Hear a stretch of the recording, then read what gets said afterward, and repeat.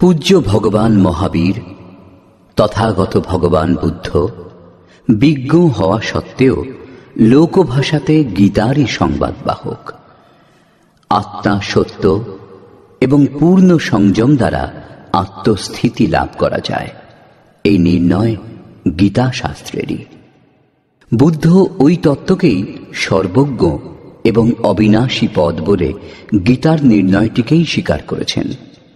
শুধু তাই নয়, বিশ্ববাঙ্ময়ে ধর্মের নামে সার সর্বস্ব বলে যা কিছু আছে, যেমন একমাত্র ঈশ্বর, প্রার্থনা, পশ্চাতাপ, তপস্যা, এই সমস্তই গীতা শাস্ত্রের উপদেশ। সেই উপদেশ স্বামী শ্রী অর্গড়ানন্দজির শ্রীমুখ নিঃসৃত যথার্থ গীতা, মানুষের মুক্তির দিব্য বার্তা।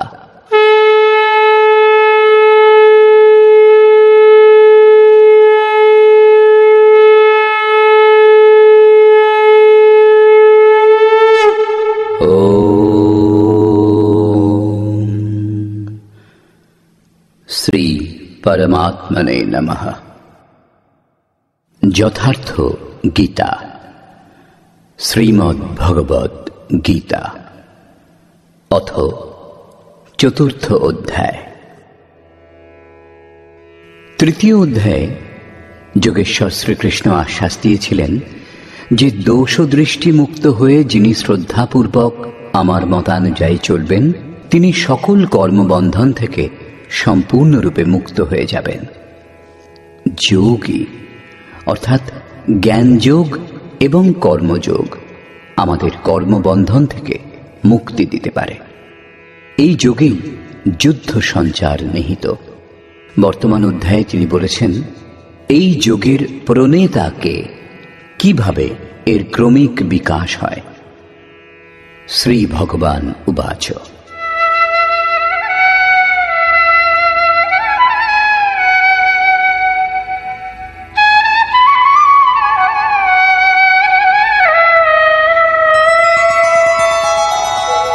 ইমং বিবস্বতে যোগং প্রোক্তবানহমব্যয়ং বিবস্বান মনবে প্রাহ মনুরিক্ষ্বাকবে ব্রবীৎ।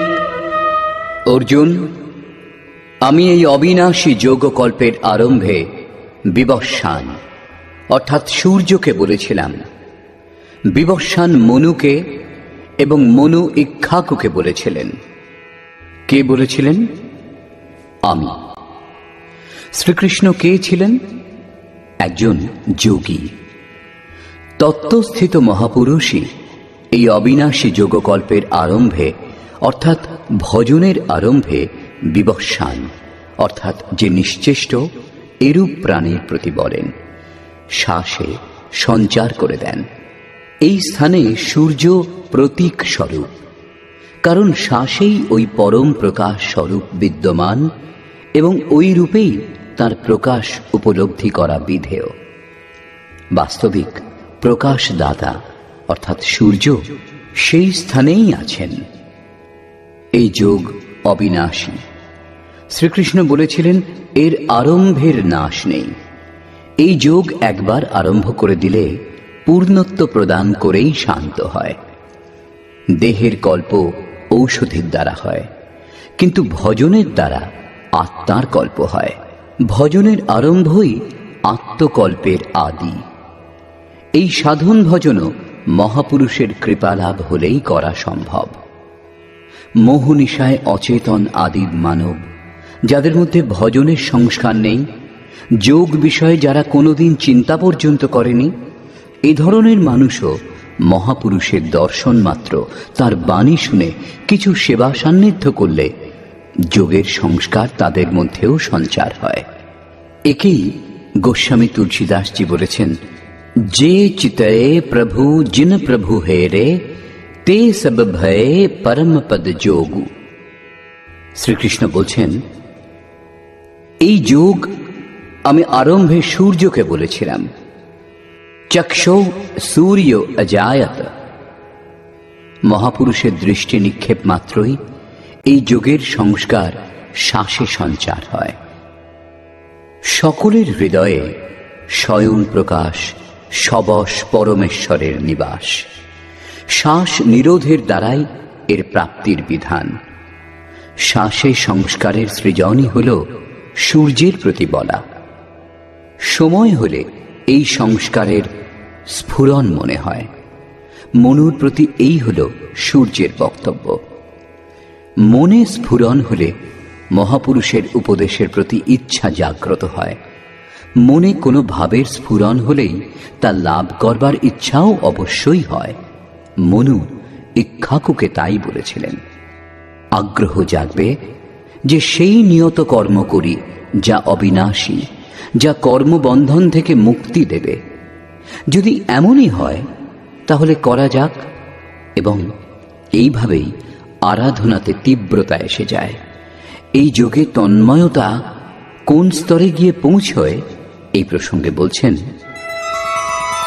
एवं परम्परा प्राप्तम् इमं राजर्षयो विदुः सकाले नेह महता योगो नष्टः परन्तप।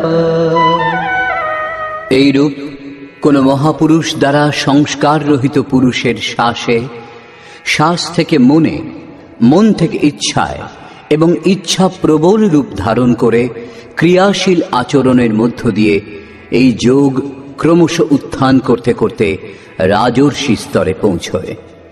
সেই অবস্থায় গিয়েই প্রকাশমান হয়। এই স্তরের সাধকের মধ্যে ঋদ্ধি সিদ্ধাইয়ের সঞ্চার হয়। সেই যোগ এই মহত্বপূর্ণ কালে এই দেহেই প্রায়ই নষ্ট হয়ে যায়। এই সীমারেখা কিভাবে পার করা যায়? তাহলে কি এই বিশেষ স্তরে পৌঁছে সকলেই নষ্ট হয়ে যায়? শ্রীকৃষ্ণ বললেন, না, যিনি আমার আশ্রিত, আমার প্রিয় ভক্ত, অনন্য সখা, তিনি নষ্ট হন না।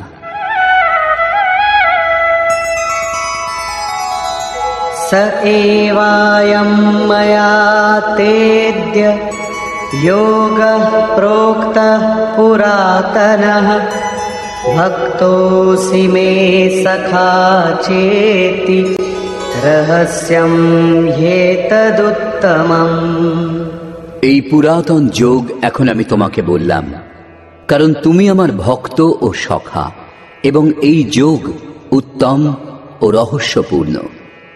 অর্জুন ক্ষত্রিয় শ্রেণীর সাধক ছিলেন, রাজর্ষি স্তরের ছিলেন, যেখানে ঋদ্ধি সিদ্ধাইয়ের লোভে পড়ে সাধক নষ্ট হয়ে যায়। এই স্তরেও যোগ কল্যাণের মুদ্রাতেই থাকে, কিন্তু প্রায়ই সাধক এখানে এসে স্খলিত হয়ে যায়। এরূপ অবিনাশী কিন্তু রহস্যময় যোগ সম্বন্ধে শ্রীকৃষ্ণ অর্জুনকে বললেন, কারণ অর্জুন নষ্ট হবার অবস্থায় ছিলেন। কেন বললেন?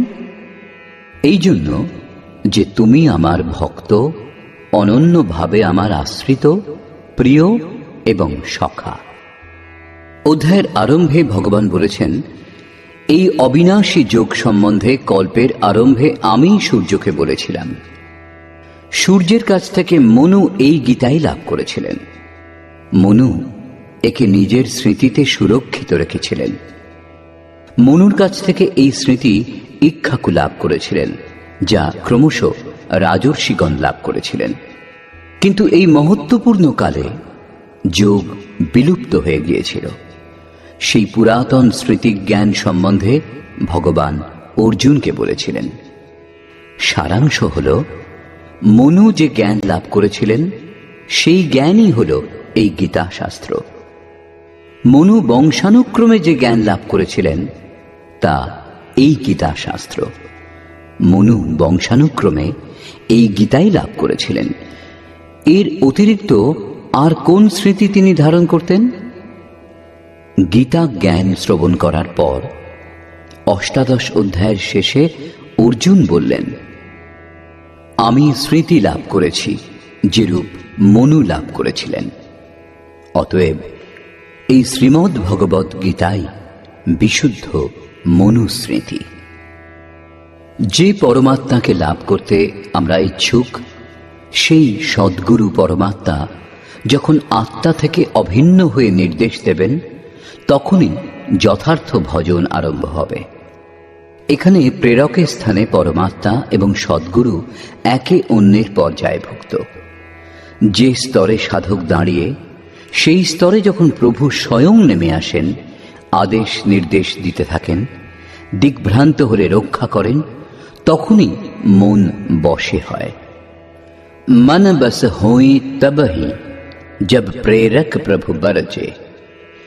ইষ্টদেব আত্মা থেকে রথী হয়ে অভিন্ন রূপে প্রেরক রূপে প্রেরণা প্রদান না করলে এই পথে ঠিক ঠিক প্রবেশ হয় না।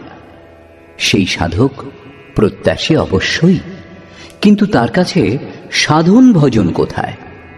পূজ্য গুরুদেব ভগবান বলতেন, হো, আমি কয়েকবারই পথভ্রষ্ট হতে হতে বেঁচে গেছি, ভগবানই বাঁচিয়েছেন। ভগবান এইভাবে বুঝিয়েছেন, এই বলেছেন। আমি জিজ্ঞাসা করেছিলাম, মহারাজজি, ভগবানও কথাবার্তা বলেন? বললেন, হ্যাঁ হ্যাঁ, ভগবানও এমনিই কথা বলেন, যেমন আমি তুমি বলে থাকি। ঘন্টার পর ঘন্টা বার্তালাপ চলে, কিন্তু ক্রমভঙ্গ হয় না।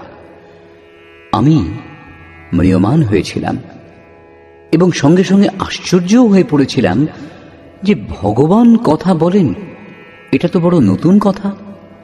কিছুক্ষণ পরে মহারাজজি বলেছিলেন, কেন মন খারাপ করছো, তোমার সঙ্গেও বলবেন। সত্য ছিল তার বক্তব্য, এবং এটাই সখ্য ভাব। সখার মতোই তিনি সমাধান করেন। তাহলেই এই দুরবস্থা থেকে সাধক উত্তীর্ণ হতে পারে। এ পর্যন্ত যোগেশ্বর শ্রীকৃষ্ণ মহাপুরুষ দ্বারা যোগের আরম্ভ, যোগপথে বাধা এবং তা থেকে উত্তীর্ণ হবার পথ সম্বন্ধে বললেন। এই প্রসঙ্গে অর্জুন প্রশ্ন করলেন, অর্জুন উবাচ।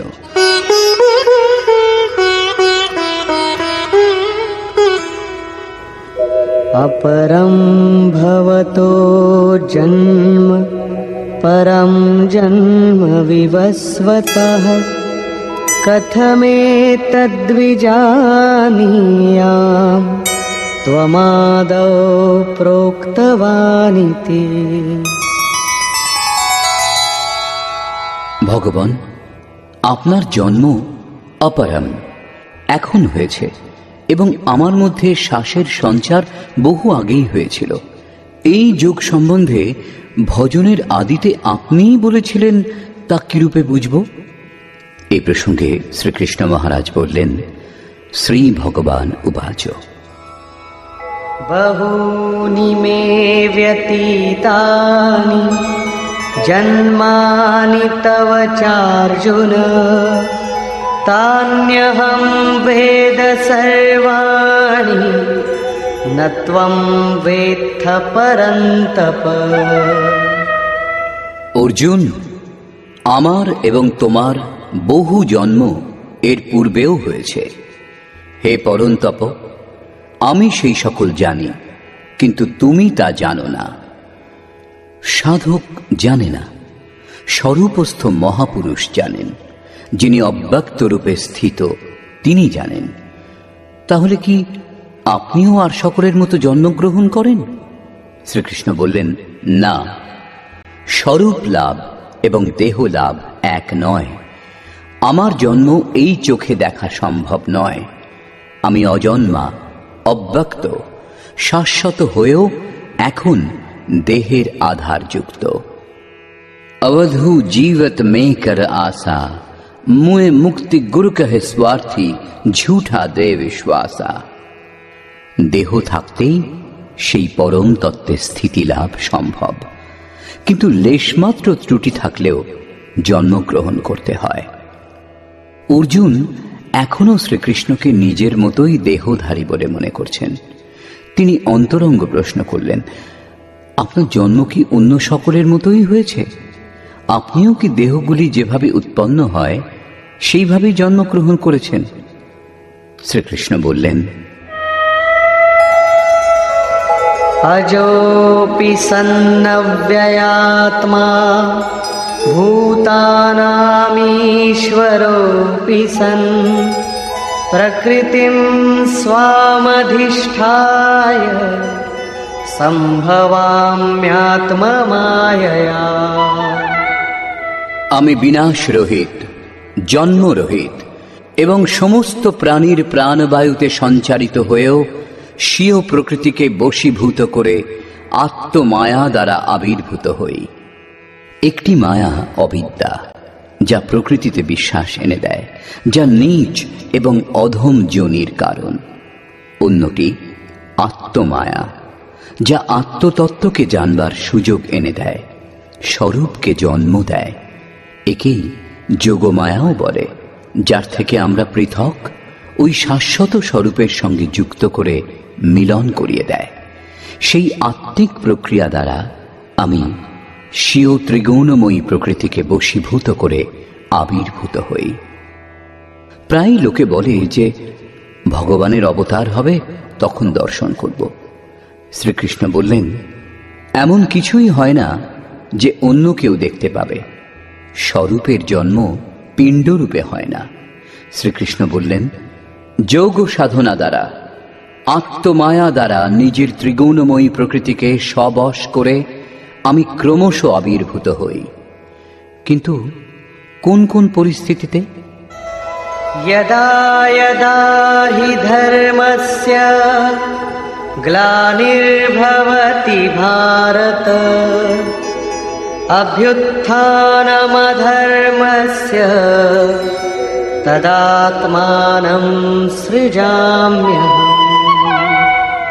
হে অর্জুন, যখন যখন পরম ধর্ম পরমাত্মার জন্য হৃদয় গ্লানিতে ভরে যায়, যখন অধর্মের বৃদ্ধিতে ভক্ত উদ্ধারের পথ দেখতে পায় না, তখন আমি আত্মস্বরূপের রচনা করি। এরূপ গ্লানি মনুর হয়েছিল। হৃদয় বহুত দুঃখ লাগ, জন্ম গয়েও হরি ভগতি বিনু। যখন আপনার হৃদয় অনুরাগে ভরে ওঠে, ওই শাশ্বত ধর্মের জন্য গদগদ গীরা নয়ন বহ নীরা, এই প্রশান্ত ভাব আসে।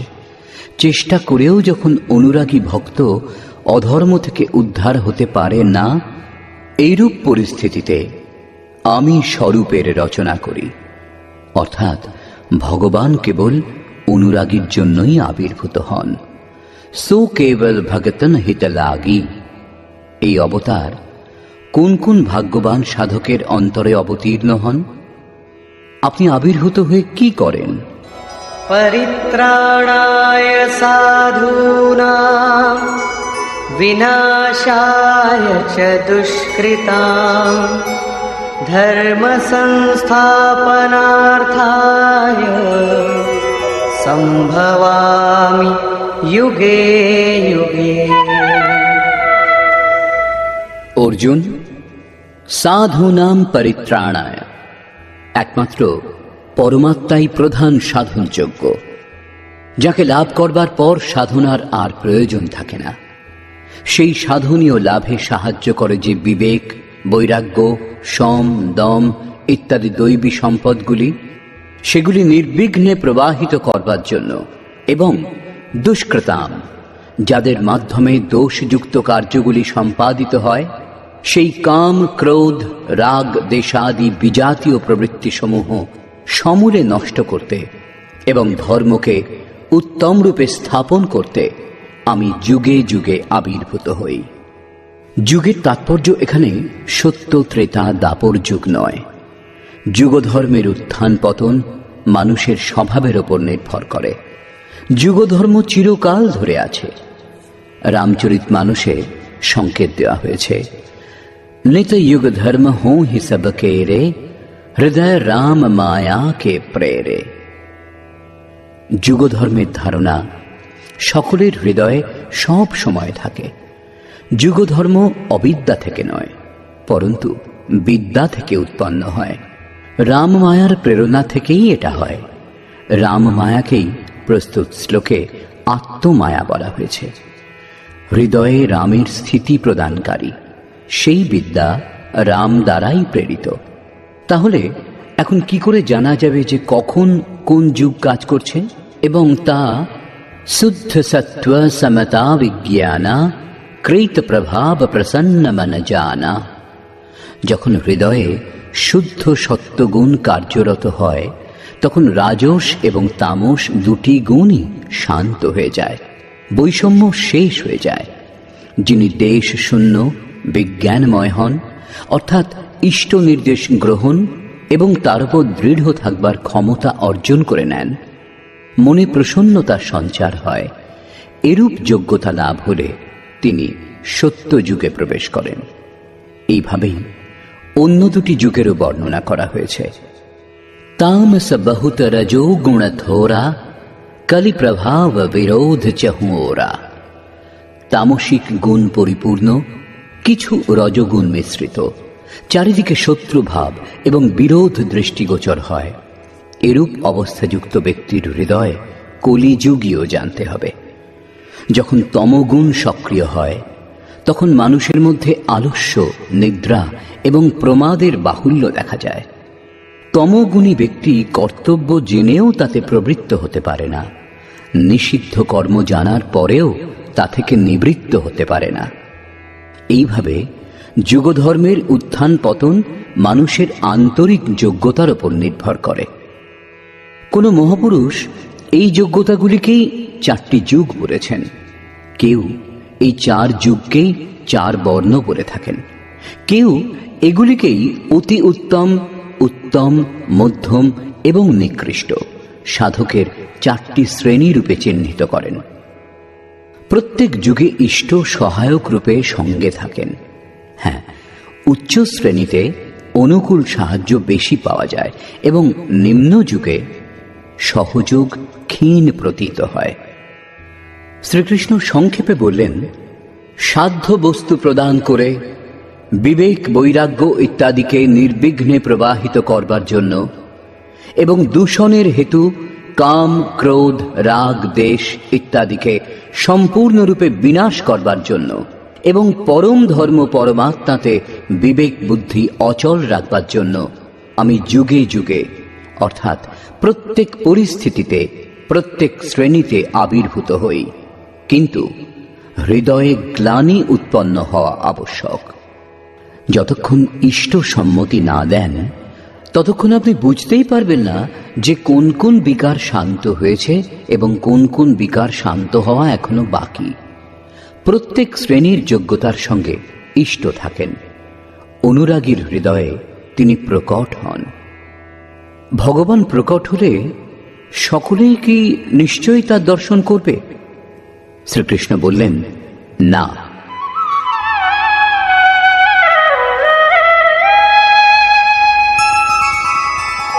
जन्म कर्म च मे दिव्यम् एवं यो वेत्ति तत्त्वतः त्यक्त्वा देहं पुनर्जन्म नैति मामेति सोऽर्जुन।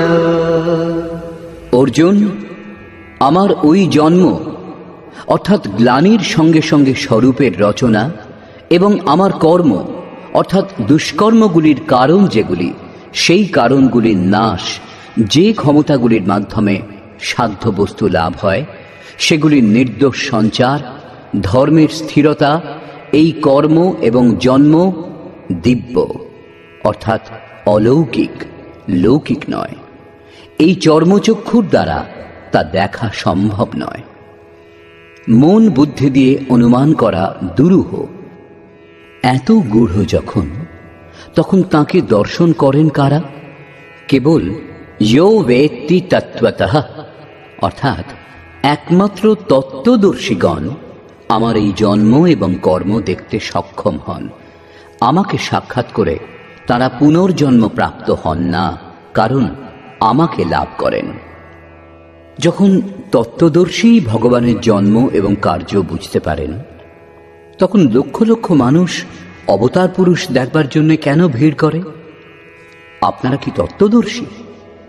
আজও বহু ব্যক্তি বিভিন্ন উপায়ে, বিশেষত মহাত্মা বেশে নিজেকে অবতার পুরুষ বলে প্রচার করেন, কিংবা দালালরা তার প্রচার করে থাকে। ভিড় উপচে পড়ে অবতার পুরুষকে দেখবার জন্য। কিন্তু শ্রীকৃষ্ণ বললেন, কেবল তত্ত্বদর্শী প্রত্যক্ষ করেন। তত্ত্বদর্শীকে দ্বিতীয় অধ্যায়ে সৎ অসতের নির্ণয় করে তিনি বলেছেন যে, অর্জুন, অসৎ বস্তুর অস্তিত্ব নেই এবং সতের তিন কালে অভাবও নেই। তাহলে কি শুধু আপনি এরূপ বলেন? তিনি বললেন, না, তত্ত্বদর্শীগণ এটা অনুভব করেছেন, কোনো ভাষাবিদ বা সমৃদ্ধিশালী কেউ দেখেননি। এখানে পুনরায় জোর দিলেন যে আমি আবির্ভূত হই, কিন্তু শুধু তত্ত্বদর্শী প্রত্যক্ষ করেন। এখানে তত্ত্বদর্শী একটা প্রশ্ন, 5 অথবা 25টি তত্ত্ব নয়। সংখ্যা গণনা করতে পারলেই তত্ত্বদর্শী হওয়া যায় না। শ্রীকৃষ্ণ আরও বললেন, আত্মাই পরম তত্ত্ব। আত্মা পরমের সঙ্গে সংযুক্ত হয়ে পরমাত্মা হয়ে যায়। যিনি আত্মসাক্ষাৎকার করেছেন তিনি এই আবির্ভাব অনুভব করতে পারেন। এর থেকে প্রমাণ হয় যে অবতার উৎকৃষ্ট অনুরাগীর হৃদয়েই আবির্ভূত হন। আরম্ভে সাধকের অনুভবে তা ধরা পড়ে না। সাধক বুঝতে পারেন না তাকে সংকেত কে দেন, কে পথ দেখান। কিন্তু পরম তত্ত্ব পরমাত্মার দর্শনের পরই তিনি দেখতে এবং বুঝতে পারেন, এবং দেহত্যাগের পর তাকে আর জন্মগ্রহণ করতে হয় না। শ্রীকৃষ্ণ বললেন, আমার জন্ম দিব্য। এই জন্ম যিনি প্রত্যক্ষ করেন তিনি আমাকে লাভ করেন। কিন্তু লোকে তার মূর্তি তৈরি করে, পূজা করে, আকাশে কোথাও তার নিবাস স্থান আছে বলে কল্পনা করে থাকে। এই সমস্তের অস্তিত্বই নেই। সেই মহাপুরুষগণের বলবার অর্থ এই যে, যদি আপনি নির্ধারিত কর্ম করেন তাহলে বুঝতে পারবেন যে আপনিও দিব্য। আপনি যে স্থিতি অবস্থা লাভ করবেন, আমি সেই অবস্থা লাভ করেছি। আপনি যার সম্ভাবনা করেন তা আমি, এবং আপনার ভবিষ্যৎও আমি। যখন আপনি পূর্ণতা লাভ করবেন তখন আপনিও সেই অবস্থা লাভ করবেন যে অবস্থা প্রাপ্ত শ্রীকৃষ্ণ। তাই শ্রীকৃষ্ণের স্বরূপ আপনারও হতে পারে। অবতার বাইরে প্রকট হন না। হ্যাঁ, হৃদয় অনুরাগে পূর্ণ হলে আপনার অন্তরেও অবতারের আবির্ভাব সম্ভব। আপনার অন্তরে সেই অনুভূতি সম্ভব। তিনি আপনাকে প্রোৎসাহিত করলেন যে বহু ব্যক্তি আমার মতানুসারে চলে আমার স্বরূপ লাভ করেছেন। वीतराग भय क्रोधा मन्मया मामुपाश्रिताः बहवो ज्ञानतपसा पूता मद्भावमागताः। রাগ এবং বিরাগ উভয়ের অতীত বীতরাগ, এবং সেইরূপ ভয় অভয়, ক্রোধ অক্রোধ উভয়ের অতীত অনন্যভাবে অর্থাৎ নিরহংকার হয়ে আমার শরণাগত অনেক মানুষ জ্ঞান তপস্যা দ্বারা পবিত্র হয়ে আমার স্বরূপ লাভ করেছেন। তবে কি আগে এরূপ বিধান ছিল না, এখন হয়েছে? না, তা নয়। এই বিধান সর্বদা ছিল। বহু পুরুষ এই প্রকার আমার স্বরূপ লাভ করেছেন। কি প্রকার? যার যার হৃদয় অধর্মের বৃদ্ধি দেখে পরমাত্মাকে লাভ করবার জন্য গ্লানিতে ভরে ওঠে, সেই অবস্থায় আমি নিজ স্বরূপের রচনা করি। তারা আমারই স্বরূপ লাভ করেন। যাকে যোগেশ্বর শ্রীকৃষ্ণ তত্ত্বদর্শন বলেছিলেন, এখানে তাকেই জ্ঞান বলছেন। পরম তত্ত্ব পরমাত্মাকে বলে। তাঁকে প্রত্যক্ষ করে তাঁকে জানাই জ্ঞান। এরূপ জানেন যিনি, তিনি জ্ঞানী, এবং তিনি আমার স্বরূপ লাভ করেন। এই প্রশ্ন এখানেই সম্পূর্ণ হল। এখন তিনি যোগ্যতার আধারে ভজনাকারীদের শ্রেণী বিভাগ করছেন।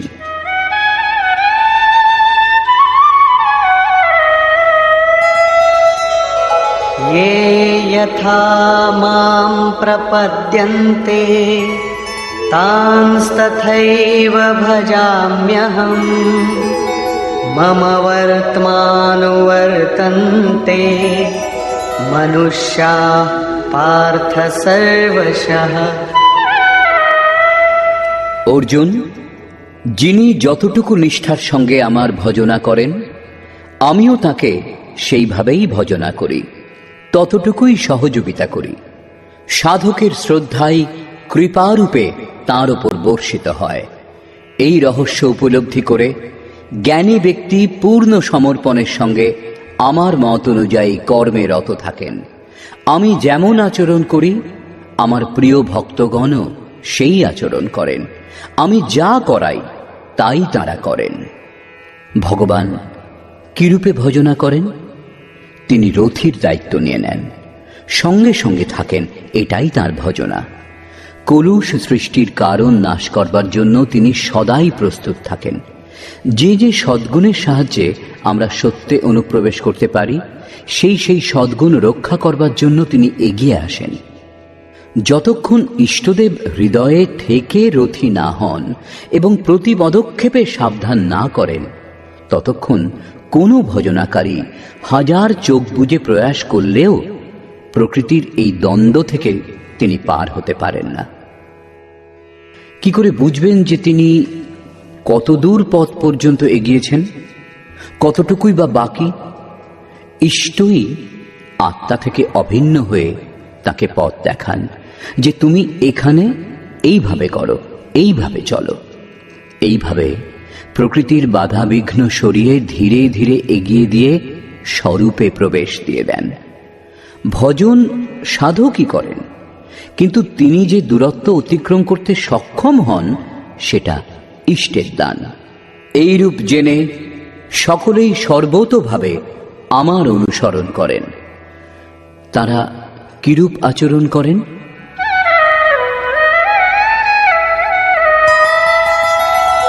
काङ्क्षन्तः कर्मणां सिद्धिं यजन्त इह देवताः क्षिप्रं हि मानुषे लोके सिद्धिर्भवति कर्मजा।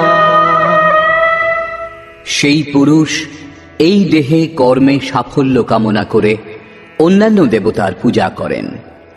সেই কর্ম কি? শ্রীকৃষ্ণ বললেন, অর্জুন, তুমি নির্ধারিত কর্ম করো। নির্ধারিত কর্ম কি? যজ্ঞের প্রক্রিয়ায় কর্ম। যজ্ঞ কি? সাধনার বিধিবিশেষ, যাতে শ্বাস প্রশ্বাসের আহুতি ইন্দ্রিয় সমূহের বহির্মুখী প্রবাহকে সংযমের অগ্নিতে হোম করা হয়, যার পরিণাম পরমাত্মা। কর্মের শুদ্ধ অর্থ হল আরাধনা, যার স্বরূপ বর্তমান অধ্যায়ে পরে স্পষ্ট হবে। এই আরাধনার পরিণাম কি? সংসিদ্ধিম, পরম সিদ্ধি, পরমাত্মা। ইয়ান্তে ব্রহ্ম সনাতনম, শাশ্বত ব্রহ্মে প্রবেশ, পরম নৈষ্কর্মের স্থিতি। শ্রীকৃষ্ণ বললেন, আমার কথা মতো চলেন যারা, তারা এই মনুষ্যলোকে কর্মের পরিণাম পরম নৈষ্কর্ম সিদ্ধির জন্য অন্যান্য দেবতাকে পূজা করেন, অর্থাৎ দৈবী সম্পদ বলবতী করেন। তৃতীয় অধ্যায়ে তিনি বলেছিলেন, এই যজ্ঞ দ্বারা তুমি দেবতাদের বৃদ্ধি করো, দৈবী সম্পদ বলবতী করো। যেমন যেমন হৃদয় রাজ্যে দৈবী সম্পদ উন্নত হবে, তেমন তেমন তোমারও উন্নতি হবে। এইভাবে পরস্পরকে উন্নত করে পরম শ্রেয় লাভ করো। এই অন্তঃক্রিয়ার অর্থ শেষ পর্যন্ত উন্নতি করে যাওয়া।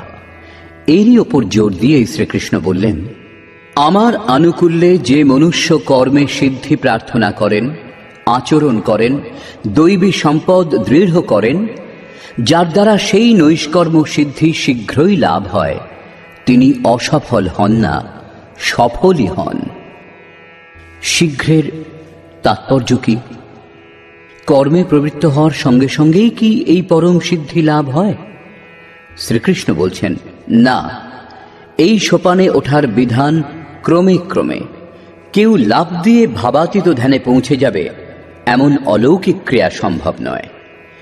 এই প্রসঙ্গে বলছেন,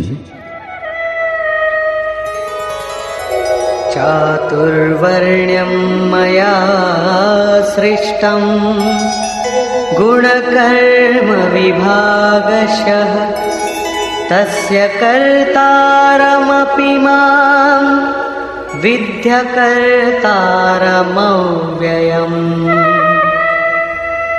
অর্জুন, চাতুর্বর্ণ্যম ময়া সৃষ্টম, 4 বর্ণের রচনা আমি করেছি। তাহলে কি মানুষকে 4টি শ্রেণীতে ভাগ করেছেন? শ্রীকৃষ্ণ বললেন, না, গুণ কর্ম বিভাগশঃ, গুণের আধারে কর্মকে 4 ভাগে বিভাগ করেছি। গুণ এখানে মাপদণ্ড। তামসিক গুণ সক্রিয় থাকলে আলস্য, নিদ্রা, প্রমাদ, কর্মে প্রবৃত্ত না হওয়ার স্বভাব, অকর্তব্য জেনেও তার থেকে নিবৃত্ত হতে অক্ষম হবে। এরূপ অবস্থাতে সাধন আরম্ভ হবেই বা কি করে? আপনি এই কর্মের জন্য যদি প্রয়াসী হতে চান, ঘণ্টা 2-3 আরাধনাতেও বসেন, তাহলেও 10 মিনিটের জন্যেও কিন্তু একাগ্রচিত্ত হতে পারবেন না। হ্যাঁ, দেহটাকে অবশ্যই বসিয়ে রাখবেন, কিন্তু যে মনকে স্থির করা উচিত, বায়ু তরঙ্গে তা বিক্ষিপ্ত থাকে, কুতর্কের জালে জড়িয়ে থাকে, তরঙ্গের ওপর তরঙ্গ ছেয়ে আসে। এখন প্রশ্ন, তাহলে আপনি বসেন কেন? সময় নষ্ট করেন কেন? এরূপ অবস্থাতে শুধু পরিচর্যাত্মকম কর্ম শূদ্রস্যাপি স্বভাবজম, যিনি অব্যক্ত স্থিতিযুক্ত, অবিনাশী তত্ত্বে স্থিত, তাঁর এবং এই পথে অগ্রসর নিজের থেকে উন্নত সাধকের সেবা করুন। এই সেবা দ্বারা দূষিত সংস্কার শান্ত হবে এবং যে সংস্কার এই সাধনায় এগিয়ে দেবে তা সবল হতে শুরু করবে। তামসিক গুণ ক্রমশ ম্লান হয়ে এলে রাজসিক গুণের প্রাধান্য এবং সাত্ত্বিক গুণের স্বল্প সঞ্চারের সঙ্গে সাধকের ক্ষমতা বৈশ্য শ্রেণীর হয়। সেই সময় ওই সাধক ইন্দ্রিয় সংযম এবং আত্মিক সম্পত্তির সংগ্রহ স্বভাবত করে যাবেন। কর্মে তৎপর ওই সাধকের মধ্যে এইভাবে একদিন সাত্ত্বিক গুণের বাহুল্য ঘটবে, রাজসিক গুণ হ্রাস হয়ে আসবে, তামসিক গুণ শান্ত হয়ে যাবে। ওই সময় সাধক ক্ষত্রিয় শ্রেণীতে প্রবেশ করবেন। তখন শৌর্য, কর্মে প্রবৃত্ত থাকবার ক্ষমতা, পশ্চাৎপদ না হওয়ার মনোভাব, প্রত্যেক ভাবের ওপর প্রভুত্ব, প্রকৃতির গুণত্রয় ছেদন করার ক্ষমতা তার স্বভাবের মধ্যে দেখা যাবে। ওই কর্ম আরো সূক্ষ্ম হলে, সাত্ত্বিক গুণ কার্যরত থাকলে মনে শান্ত ভাব, ইন্দ্রিয়গুলির দমন, একাগ্রতা, সরলতা, ধ্যান, সমাধি, ঈশ্বরীয় নির্দেশ, আস্তিকতা ইত্যাদি ব্রহ্মে স্থিতি প্রদান করে যে স্বাভাবিক ক্ষমতাগুলি, সেগুলির বিকাশ হয়। তখন ওই সাধক ব্রাহ্মণ শ্রেণীর হন। এটা ব্রাহ্মণ শ্রেণীর কর্মের নিম্নতম সীমা। যখন ওই সাধক ব্রহ্মে স্থিতি লাভ করেন, ওই অন্তিম সীমায় তিনি ব্রাহ্মণও না, ক্ষত্রিয়ও না, বৈশ্যও না, শূদ্রও না, কিন্তু অন্যের মার্গদর্শনের সময় তিনিই ব্রাহ্মণ। কর্ম একটাই, নিয়ত কর্ম, আরাধনা। অবস্থা ভেদে এই কর্মকেই উঁচু নিচু 4টি শ্রেণীতে বিভাগ করা হয়েছে। কে বিভাগ করেছেন? যোগেশ্বর বিভাগ করেছেন। অব্যক্ত স্থিতিযুক্ত মহাপুরুষ বিভাগ করেছেন। সেই অবিনাশী কর্তা আমাকে তুমি অকর্তা বলেই জানবে। কেন? न मां कर्माणि लिम्पन्ति न मे कर्मफले स्पृहा इति मां योऽभिजानाति कर्मभिर्न स बध्यते। কারণ কর্মফলে আমার স্পৃহা নেই। কর্মফল কি? শ্রীকৃষ্ণ পূর্বেই বলেছেন, যার দ্বারা যজ্ঞ পূর্ণ হয় সেই ক্রিয়ার নাম কর্ম, এবং যজ্ঞ সম্পূর্ণ হলে পরিণাম স্বরূপ যা লাভ হয় সেই জ্ঞানামৃত পান করেন যিনি, তিনি শাশ্বত সনাতন ব্রহ্মে স্থিতি লাভ করেন। কর্মের পরিণাম পরমাত্মা। এখন পরমাত্মাকে লাভ করবার ইচ্ছাও পূর্ণ হওয়ার জন্য সেই ইচ্ছাও বাকি নেই, কারণ এখন তিনি এবং আমি অভিন্ন। আমি অব্যক্ত স্বরূপ, তাঁরই স্থিতিযুক্ত। এর থেকে শ্রেষ্ঠ কোনো সত্তা নেই যার জন্য কর্মের প্রতি দুর্বলতা রাখব। সেই জন্য কর্ম আমাকে লিপ্ত করতে পারে না, এবং এই স্তর থেকে যিনি আমাকে জানেন, অর্থাৎ যিনি কর্মের পরিণাম পরমাত্মাকে লাভ করেন, তিনিও কর্মে আবদ্ধ হন না। যেমন শ্রীকৃষ্ণ, তেমনি সেই স্তরের জ্ঞানী মহাপুরুষ। एवं ज्ञात्वा कृतं कर्म पूर्वैरपि मुमुक्षुभिः कुरु कर्मैव तस्मात् त्वं पूर्वैः पूर्वतरं कृतम्। অর্জুন, প্রাচীন মুমুক্ষুগণ এই প্রকার জেনেই কর্ম করেছেন। কি জেনে? যখন কর্মের পরিণাম পরমাত্মা পৃথক থাকেন না, কর্মের পরিণাম পরমাত্মার স্পৃহা সমাপ্ত হলে ওই পুরুষ কর্ম দ্বারা আবদ্ধ হন না। শ্রীকৃষ্ণ এইরূপ স্থিতিযুক্ত, সেই জন্য তিনিও কর্মে লিপ্ত হন না। সেই স্তর সম্বন্ধে জ্ঞাত হলে আমরাও কর্ম দ্বারা আবদ্ধ হব না। যেরূপ শ্রীকৃষ্ণ, এই সমস্ত স্তরের জ্ঞাতারও সেই একই রূপ, তিনিও কর্মবন্ধন থেকে মুক্ত হবেন। শ্রীকৃষ্ণ ভগবান, মহাত্মা, অব্যক্ত, যোগেশ্বর, মহাযোগেশ্বর যাই হন না কেন, সে স্বরূপ সকলের জন্য। এই অনুভব করেই পূর্ব মুমুক্ষ পুরুষগণ, মুখ্য ইচ্ছুক পুরুষগণ কর্ম আরম্ভ করেছিলেন। সেই জন্য অর্জুন, তুমিও এই কর্ম করো যা পূর্বপুরুষগণ সর্বদা করে এসেছেন। এটাই কল্যাণের একমাত্র পথ। এ পর্যন্ত যোগেশ্বর শ্রীকৃষ্ণ কর্ম করবার ওপর জোর দিয়েছেন, কিন্তু স্পষ্ট বলেননি যে কর্ম কি। দ্বিতীয় অধ্যায়ে তিনি কর্মের নামমাত্র নিয়েছেন এবং বলেছেন, এখন একেই তুমি নিষ্কাম কর্ম মনে করো এবং এই বিষয়ে শোনো। এর বিশেষত্বের বর্ণনা করেছেন। বলেছেন, এই কর্ম আমাদের জন্ম মৃত্যুর মহাভীতি থেকে রক্ষা করে। কর্ম করবার সময় সাবধান হতে বলেছেন, কিন্তু বলছেন না কর্ম কি। তৃতীয় অধ্যায় বলেছেন, জ্ঞান মার্গ ভালো লাগুক অথবা নিষ্কাম কর্মযোগ, উভয় মার্গেই কর্ম করতেই হবে। কর্ম ত্যাগ করলেই কেউ জ্ঞানী হয় না, এবং কর্ম আরম্ভ না করে নিষ্কর্মীও হওয়া যায় না। হঠকারিতাবশত যে করে না সে দাম্ভিক। সেই জন্য মন থেকে ইন্দ্রিয়গুলিকে সংযত করে কর্ম করো। কোন কর্ম? বললেন, নিয়ত কর্ম করো। নিয়ত কর্ম কি? যজ্ঞের প্রক্রিয়ায় নির্ধারিত কর্ম। এ এক নতুন জিজ্ঞাসা। যজ্ঞ কি? যার অনুষ্ঠান করলে কর্মের আচরণ করা হয়। এখানেও যজ্ঞের উৎপত্তি বিষয় বলেছেন, এর বিশেষত্বের বর্ণনা করেছেন, কিন্তু যজ্ঞ কি তা বললেন না। তাহলে কর্ম কি স্পষ্ট হতো। এখনো কর্ম কি তা স্পষ্ট হয়নি। এবারে বলছেন, অর্জুন, কর্ম কি অকর্ম কি এই বিষয়ে বড় বড় বিদ্বানরাও মোহিত, তাই তা সুস্পষ্টভাবে জানা উচিত। কিং কর্ম কিমকর্মেতি কবয়োপ্যত্র মোহিতাঃ তত্তে কর্ম প্রবক্ষ্যামি যজ্ঞাত্বা মোক্ষ্যসে শুভাৎ। কর্ম কি অকর্ম কি এই বিষয়ে বুদ্ধিমান পুরুষগণ মহাচ্ছন্ন। সেই জন্য আমি সেই কর্ম কি তা তোমাকে স্পষ্টভাবে বলবো, যা জেনে তুমি অশুভাৎ মোক্ষসে, অর্থাৎ সংসার বন্ধন থেকে সম্পূর্ণরূপে মুক্ত হবে। কর্মই সংসার বন্ধন থেকে মুক্ত করে। এই কর্মকে জানবার জন্য শ্রীকৃষ্ণ পুনরায় জোর দিলেন।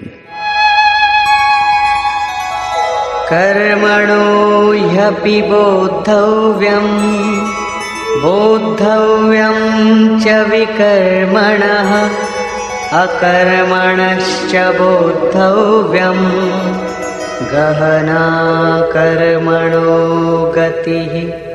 কর্মের এবং অকর্মের স্বরূপ অবগত হওয়া আবশ্যক, এবং বিকর্ম অর্থাৎ বিকল্প শূন্য বিশেষ কর্ম যার আচরণ আপ্তপুরুষগণ করতে সমর্থ হন তাও অবগত হওয়া আবশ্যক, কারণ কর্মের গতি দুর্ভেদ্য। কিছু লোক বিকর্মের অর্থ নিষিদ্ধ কর্ম, মনোযোগ সহকারে যে কর্ম করা হয় ইত্যাদি মনে করেন। বস্তুত এখানে বি উপসর্গ বিশিষ্টতার দ্যোতক। প্রাপ্তির পর প্রত্যেক মহাপুরুষের কর্ম বিকল্প শূন্য হয়। আত্মস্থিত, আত্মতৃপ্ত, আপ্তকাম মহাপুরুষগণ কর্মে প্রবৃত্ত থাকলে কোনো লাভও হয় না এবং কর্ম ত্যাগ করলে কোনো লোকসানও হয় না। তবুও অনুগামীদের মঙ্গলের জন্য তারা কর্মে প্রবৃত্ত থাকেন। এরূপ কর্ম বিকল্প শূন্য হয়, বিশুদ্ধ হয় এবং এই কর্মকেই বিকর্ম বলা হয়। উদাহরণস্বরূপ গীতায় যেখানে যেখানে বি উপসর্গের প্রয়োগ হয়েছে সেটা তার বিশেষত্বের দ্যোতক, নিকৃষ্টতার নয়। যেমন যোগযুক্ত বিশুদ্ধাত্মা বিজিতাত্মা জিতেন্দ্রিয়ঃ, যিনি যোগযুক্ত তিনি বিশেষ রূপে শুদ্ধ আত্মাযুক্ত, বিশেষ রূপে আত্মজয়ী ইত্যাদি বিশিষ্টতার দ্যোতক স্বরূপ। এই প্রকারে গীতায় মাঝে মাঝে বিয়ের প্রয়োগ করা হয়েছে যা বিশেষ রূপে পূর্ণের দ্যোতক স্বরূপ। এই প্রকার বিকর্ম বিশিষ্ট কর্মের দ্যোতক, যা প্রাপ্তির পর মহাপুরুষগণ দ্বারা সম্পাদিত হয়, যা শুভাশুভ সংস্কারের সৃষ্টি করে না। এই হল বিকর্ম। এখন বাকি রইল কর্ম এবং অকর্ম। পরবর্তী শ্লোকে যোগেশ্বর কর্ম অকর্মের পার্থক্য প্রাঞ্জল ভাষায় বুঝিয়েছেন।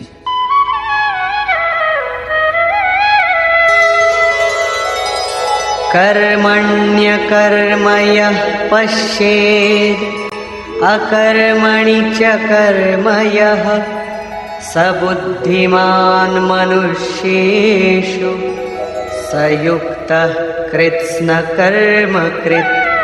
যিনি কর্মে অকর্ম দেখেন, কর্মের অর্থ আরাধনা, অর্থাৎ আরাধনা করেও নিজেকে কর্তা বলে অনুভব করেন না, পরন্তু গুণত্রয়ই আমাকে চিন্তনে নিযুক্ত করে, আমি ইষ্ট দ্বারা সঞ্চালিত এরূপ অনুভব করেন। এবং যখন এই প্রকার অকর্ম দেখার ক্ষমতা এসে যায় এবং নিরন্তর কর্ম হতে থাকে, তখনই বুঝতে হবে যে ঠিক পথে কর্ম হচ্ছে। তিনি বুদ্ধিমান, মানুষের মধ্যে তিনি যোগী, যোগযুক্ত বুদ্ধি সম্পন্ন এবং সম্পূর্ণ কর্মের কর্তা। তার কর্মে লেশমাত্র ত্রুটি থাকে না। অতএব এই আরাধনাই কর্ম। সেই কর্ম করুন এবং করবার সময়ে অকর্তা ভাব নিয়ে করুন যে আমি তো যন্ত্রমাত্র, করাচ্ছেন ইষ্ট, এবং আমি গুণজাত অবস্থা অনুসারে চেষ্টা করে যাচ্ছি মাত্র। যখন অকর্ম দেখবার ক্ষমতা আসে তখন নিরন্তর কর্ম হতে থাকে, তখনই পরম কল্যাণের স্থিতি প্রদানকারী কর্ম করা সম্ভব। পূজ্য মহারাজজি বলতেন, যতক্ষণ ইষ্ট রথী না হন, আদেশ নির্দেশ না দেন, ততক্ষণ সাধনার ঠিক ঠিক আরম্ভ হয় না। এর পূর্বে যা কিছু করা হয় তা কর্মে প্রবেশের প্রয়াস ছাড়া আর কিছুই নয়। লাঙলের সব ভার গরুর কাঁধের ওপরেই থাকে, তবুও ক্ষেতের চাষ চাষির কৃতিত্ব।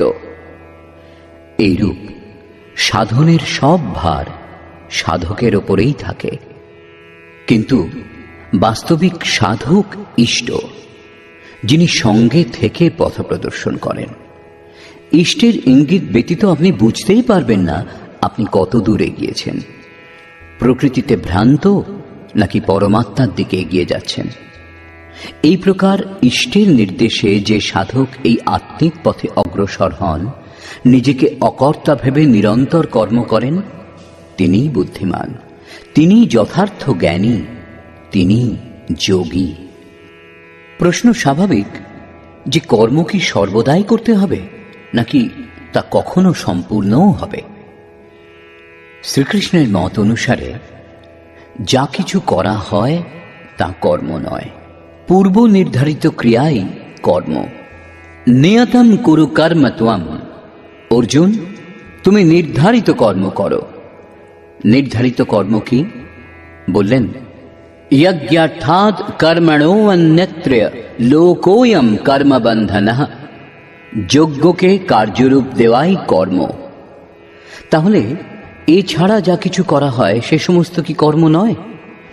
শ্রীকৃষ্ণ বললেন, অন্যত্র লোকোয়ম কর্মবন্ধনঃ। এই যজ্ঞকে কার্যরূপ দেওয়া ছাড়া যা কিছু করা হয় তা এই লোকেরই বন্ধন, কর্ম নয়। তদর্থম কর্ম। অর্জুন, যজ্ঞ সম্পূর্ণ করবার জন্য উত্তম রূপে আচরণ করো। এবং যজ্ঞের স্বরূপ বললেন, যা হল শুদ্ধ রূপে আরাধনার এক বিধি বিশেষ, যা আরাধ্য দেব পর্যন্ত পৌঁছিয়ে তাতেই বিলীন করে দেয়। এই যজ্ঞে ইন্দ্রিয়ের দমন, মনের শমন, দৈবী সম্পদ লাভ ইত্যাদি বলে শেষে বললেন, বহু যোগী প্রাণ এবং অপানের গতি নিরুদ্ধ করে প্রাণায়াম পরায়ণ হয়ে যান।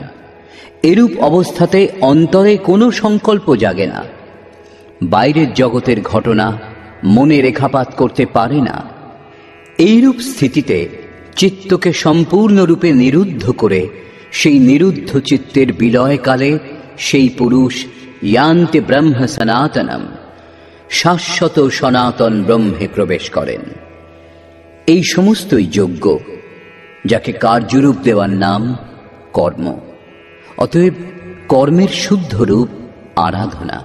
কর্মের অর্থ ভজন, কর্মের অর্থ যোগ সাধনাকে উত্তম রূপে সম্পাদিত করা, যার বিশদ বর্ণনা বর্তমান অধ্যায়ে পরে করা হবে। এখানে কর্ম ও অকর্মে পার্থক্য করা হয়েছে, যাতে কর্ম করবার সময় তার দিশা নির্দেশ সঠিক হয় এবং তাতে চলা যেতে পারে। यस्य सर्वे समारम्भाः कामसङ्कल्पवर्जिताः ज्ञानाग्निदग्धकर्माणम् तमाहुः पण्डितं बुधाः। অর্জুন, यस्य सर्वे समारम्भाः, যিনি সম্পূর্ণরূপে ক্রিয়া আরম্ভ করেছেন, যা পূর্বে শ্লোকে বলা হয়েছে যে অকর্ম কি তা দেখবার ক্ষমতা এলে কর্মে প্রবৃত্ত পুরুষ সম্পূর্ণ কর্মের কর্তা হন, যাতে লেশমাত্র ত্রুটি থাকে না। কাম সংকল্প বর্জিতাঃ, ক্রমশ উত্থান হতে হতে যখন এতটা সূক্ষ্ম হয় যে বাসনা এবং মনের সংকল্প বিকল্পের ঊর্ধ্বে উঠে যায়, অর্থাৎ কামনা এবং সংকল্পের নিরুদ্ধ হওয়াই মনের জয়ী অবস্থা। অতএব কর্ম এই মনকে কামনা এবং সংকল্প বিকল্পের ঊর্ধ্বে নিয়ে যায়। সেই সময় জ্ঞানাগ্নি দগ্ধ কর্মাণম, অন্তিম সংকল্প শান্ত হওয়ার পর যাকে জানি না, জানবার ইচ্ছুক ছিলাম, সেই পরমাত্মার প্রত্যক্ষ জ্ঞান হয়। ক্রিয়াত্মক পথে চলে পরমাত্মাকে প্রত্যক্ষভাবে জানা জ্ঞান। সেই জ্ঞান লাভের সঙ্গেই দগ্ধ কর্মাণম, কর্ম সর্বদার জন্য ভস্মীভূত হয়। যাকে লাভ করার আকাঙ্ক্ষা ছিল, যখন তাকে লাভ করেছি, এর চেয়ে শ্রেষ্ঠ কোনো সত্তা যখন নেই, তখন কর্ম করে কার খোঁজ করা হবে? তাকে জানবার পর কর্মের আর প্রয়োজন হয় না। এইরূপ স্থিতি যাদের, তাদেরই বোধস্বরূপ মহাপুরুষগণ পণ্ডিত বলেছেন। তাদের জ্ঞান পূর্ণ, এইরূপ স্থিতিযুক্ত মহাপুরুষ কি করেন, কিভাবে অবস্থান করেন, তার অবস্থিতির উপর আলোকপাত করলেন। त्यक्त्वा कर्मफलासङ्गं नित्यतृप्तो निराश्रयः कर्मण्यभिप्रवृत्तोऽपि नैव किञ्चित् करोति सः। অর্জুন, সেই পুরুষ সাংসারিক আশ্রয় থেকে মুক্ত, নিত্য বস্তু পরমাত্মাতেই তৃপ্ত, কর্মের ফল পরমাত্মার আসক্তিও ত্যাগ করে, কারণ এখন পরমাত্মা অভিন্ন, অর্থাৎ উত্তম রূপে কর্মে প্রবৃত্ত থেকেও কিছুই করেন না। निराशीर्यत चित्तात्मा त्यक्त सर्व परिग्रहः शारीरं केवलं कर्म कुर्वन्नाप्नोति किल्बिषम्। যিনি দেহ এবং অন্তঃকরণ জয় করেছেন, সকল ভোগ সামগ্রী ত্যাগ করেছেন, এরূপ আশামুক্ত পুরুষের দেহ কর্ম করছে দেখা যায় মাত্র, বস্তুত তিনি কিছুই করেন না, এই জন্য তার পাপ হয় না। তিনি পূর্ণত্ব লাভ করেছেন, সেই জন্য তাকে গমনাগমন করতে হয় না। यदृच्छालाभ सन्तुष्टो द्वन्द्वातीतो विमत्सरः समः सिद्धावसिद्धौ च कृत्वापि न निबध्यते। বিনা চেষ্টাতে যা কিছু লাভ হয় তাতেই সন্তুষ্ট, সুখ দুঃখ রাগ দেশ এবং হর্ষ শোকাদি দ্বন্দ্বগুলির অতীত, বিমৎসরঃ ঈর্ষামুক্ত এবং সিদ্ধি ও অসিদ্ধিতে সমত্ব ভাবযুক্ত পুরুষ কর্ম করলেও সেই কর্মে আবদ্ধ হন না। সিদ্ধি অর্থাৎ যাকে লাভ করবার ছিল তিনি যখন অভিন্ন এবং আর কখনো পৃথকও হবেন না, সেজন্য অসিদ্ধিরও ভয় নেই। এই প্রকার সিদ্ধি ও অসিদ্ধিতে সমভাবযুক্ত পুরুষ কর্ম করেও আবদ্ধ হন না। তিনি কোন কর্ম করেন? সেই নিয়ত কর্ম, যজ্ঞের প্রক্রিয়া। পুনরায় একেই বলছেন,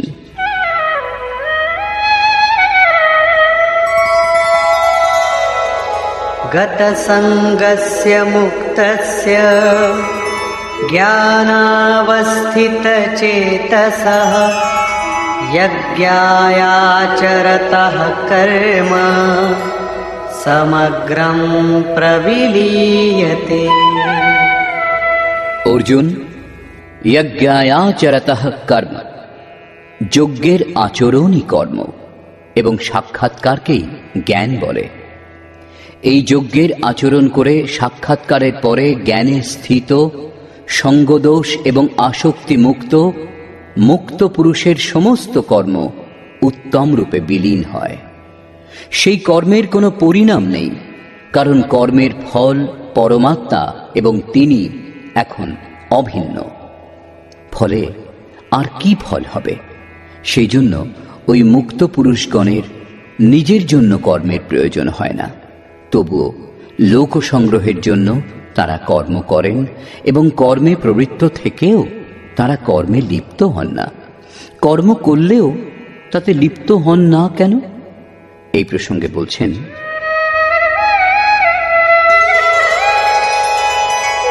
ब्रह्मार्पणं ब्रह्महविः ब्रह्माग्नौ ब्रह्मणाहुतं ब्रह्मैव तेन गन्तव्यं ब्रह्मकर्म समाधिना। এইরূপ মুক্ত পুরুষের সমর্পণ ব্রহ্ম, হবি ব্রহ্ম, অগ্নিও ব্রহ্মই, অর্থাৎ ব্রহ্মরূপ অগ্নিতে ব্রহ্মরূপ কর্তা দ্বারা যা আহুতি দেওয়া হয় তাই ব্রহ্ম। ব্রহ্ম কর্ম সমাধিনা, যার কর্ম ব্রহ্মে স্পর্শ করে সমাধিস্থ, তাতে বিলীন হয়ে গেছে, এরূপ মহাপুরুষের জন্য লাভের যোগ্য ব্রহ্মই। তিনি কিছু করেন না, লোক সংগ্রহার্থ কর্মে প্রবৃত্ত থাকেন। এই সমস্তই প্রাপ্তিযুক্ত মহাপুরুষের লক্ষণ। কিন্তু কর্মে প্রবেশ করেছেন যে প্রারম্ভিক সাধক, তিনি কোন যজ্ঞ করেন? পূর্বের অধ্যায়ে শ্রীকৃষ্ণ বলেছিলেন, অর্জুন, কর্ম করো। কোন কর্ম? বললেন, নিয়তম কুরু কর্ম, নির্ধারিত কর্ম করো। নির্ধারিত কর্ম কোনটি? যজ্ঞার্থাৎ কর্মণো অন্যত্র লোকোয়ম কর্মবন্ধনঃ। অর্জুন, যজ্ঞের প্রক্রিয়াই কর্ম। এই যজ্ঞের অতিরিক্ত যা কিছু কার্য করা হয় তা এই লোকেরই বন্ধন, কর্ম নয়। কর্ম সংসার বন্ধন থেকে মুক্তি প্রদান করে। অতএব তদর্থম কর্ম কৌন্তেয় মুক্ত সঙ্গঃ সমাচর। যজ্ঞ সম্পূর্ণ করবার জন্য সঙ্গদোষ থেকে তফাতে অবস্থান করে উত্তম রূপে যজ্ঞের আচরণ করো।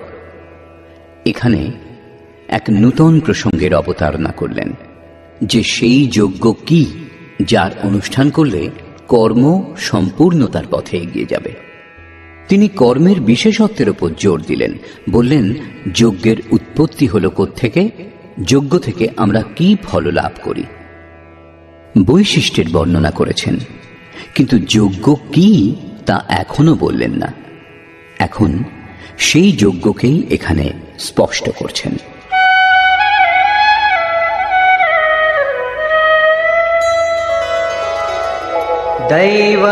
दैवमेवापरे यज्ञं योगिनः पर्युपासते ब्रह्माज्ञावपरे यज्ञं यज्ञेनैवोपजुह्वति। আগের শ্লোকটিতে যোগেশ্বর শ্রীকৃষ্ণ পরমাত্মা স্থিত মহাপুরুষের যজ্ঞের নিরূপণ করেছেন। কিন্তু অন্য যোগীগণ যারা এখনো সেই তত্ত্বে স্থিত হননি, ক্রিয়াতে প্রবেশ করবেন, তারা কোত্থেকে আরম্ভ করবেন? এই প্রসঙ্গে বলছেন, অন্য যোগীগণ দৈবম যজ্ঞম, অর্থাৎ দৈবী সম্পদ হৃদয়ে সংগ্রহ করেন, যা করবার নির্দেশ ব্রহ্মা দিয়েছিলেন। এই যজ্ঞ দ্বারা তোমরা দেবতাগণকে উন্নত করো। যেমন যেমন হৃদয় ক্ষেত্রে দৈবী সম্পদ অর্জন হবে, তেমন তেমন প্রগতি হবে এবং ক্রমশ পরস্পর উন্নতি করে পরম শ্রেয় লাভ করো। দৈবী সম্পদ হৃদয় ক্ষেত্রে সংগ্রহ করা প্রাথমিক শ্রেণীর যোগীদের যজ্ঞ। ওই দৈবী সম্পদের ষষ্ঠদশ অধ্যায়ের প্রথম 3টি শ্লোকে বর্ণনা করা হয়েছে, যা আছে সকলের মধ্যে। কেবল মহত্বপূর্ণ কর্তব্য মনে করে সেগুলিকে হৃদয়ে ধারণ করতে হবে, তাতে লিপ্ত হতে হবে। এগুলিকেই ইঙ্গিত করে যোগেশ্বর বলছেন, অর্জুন, তুমি শোক করো না, কারণ তোমার মধ্যে দৈবী সম্পদের সমাবেশ হয়েছে। তুমি আমাতে নিবাস করবে, আমার শাশ্বত স্বরূপ লাভ করবে। এই দৈবী সম্পদ পরম কল্যাণকর এবং এর বিপরীত আসুরী সম্পদ নীচ এবং অধম যোনির কারণ। জ্ঞানযজ্ঞে আসুরী সম্পদের আহুতি দেয়া হয়, সেই জন্য এর নাম যজ্ঞ এবং এখান থেকেই এই যজ্ঞ আরম্ভ হয়। অন্য যোগীগণ ব্রহ্মাগ্নেও, পরব্রহ্ম পরমাত্মারূপ অগ্নিতে যজ্ঞ দ্বারাই যজ্ঞের অনুষ্ঠান করেন। শ্রীকৃষ্ণ আরও বলছেন, এই দেহে অধিযজ্ঞ আমি। যজ্ঞের অধিষ্ঠাতা অর্থাৎ যজ্ঞ যাতে বিলীন হয় সেই পুরুষ আমি।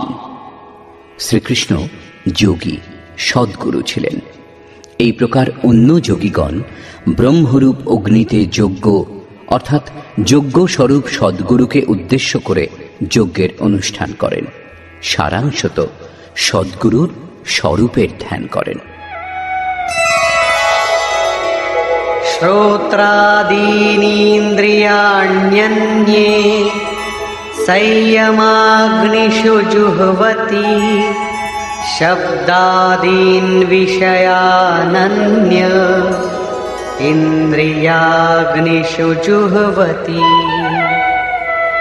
অন্য যোগীগণ শ্রোত্রাদিক অর্থাৎ শ্রোত্র, নেত্র, ত্বক, জিহ্বা, নাসিকা এই সকল ইন্দ্রিয়ের সংযমরূপ অগ্নিতে আহুতি দেন, অর্থাৎ ইন্দ্রিয়ের বিষয় থেকে আকর্ষণ করে সংযত করেন।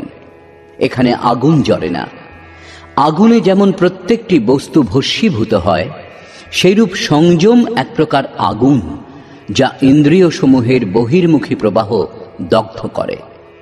আরও অন্যান্য যোগীগণ শব্দাদিক, অর্থাৎ শব্দ, স্পর্শ, রূপ, রস ও গন্ধ, এই বিষয়গুলিকে ইন্দ্রিয়রূপ অগ্নিতে আহুতি দেন, অর্থাৎ সেই সমস্তের আশয় পরিবর্তন করে সাধনার উপযোগী করে নেন। সাধককে সংসারে থেকেই ভজন করতে হয়। সাংসারিক ব্যক্তিদের ভালো মন্দ শব্দ সবই শোনেন। বিষয় উত্তেজক শব্দ শোনা মাত্র সাধক সেসবের আশয় বৈরাগ্যে সহায়ক, বৈরাগ্য উত্তেজক ভাবে পরিবর্তিত করে ইন্দ্রিয়াগ্নিতে আহুতি দিয়ে দেন। যেমন একবার অর্জুন চিন্তনে রত ছিলেন।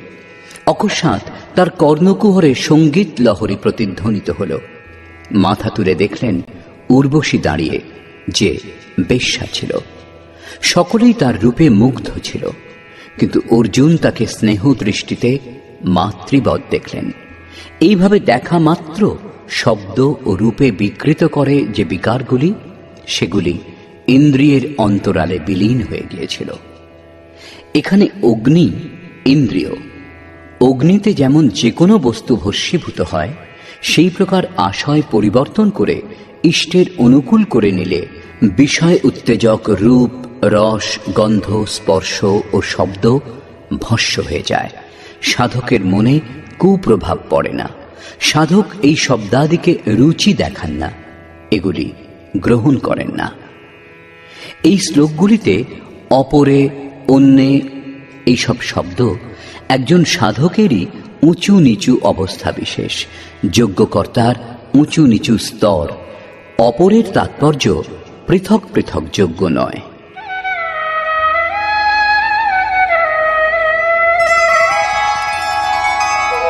सर्वाणि इन्द्रियकर्माणि प्राणकर्माणि चापरे आत्मसंयमयोगाग्नौ जुह्वति জ্ঞানদীপিতে। এখন পর্যন্ত যোগেশ্বর যে যজ্ঞের চর্চা করলেন, তাতে ক্রমশ দৈবী সম্পদ অর্জন করা হয়। ইন্দ্রিয় সমূহের সমস্ত চেষ্টাগুলিকে সংযত করা হয়। বিষয় উত্তেজক শব্দাদিকের প্রবল আঘাতের পরেও সেগুলির আশয় পরিবর্তন করে তাদের প্রভাব এড়ানো যায়। এর থেকে উন্নত অবস্থাযুক্ত যোগীগণ ইন্দ্রিয় সমূহের সকল চেষ্টা এবং প্রাণের ব্যাপারকে সাক্ষাৎকারের পর জ্ঞান দ্বারা প্রকাশিত পরমাত্ম স্থিতিরূপ যোগাগ্নিতে আহুতি দেন। যখন সংযমের ক্ষমতা আত্মার সঙ্গে তদ্রূপ হয়, সেই সময় বিষয়গুলিকে উদ্দীপ্ত করে যে ধারা এবং ইষ্টের প্রবৃত্তি প্রদান করে যে ধারা, দুটি ধারাই আত্মসাৎ হয়ে যায়।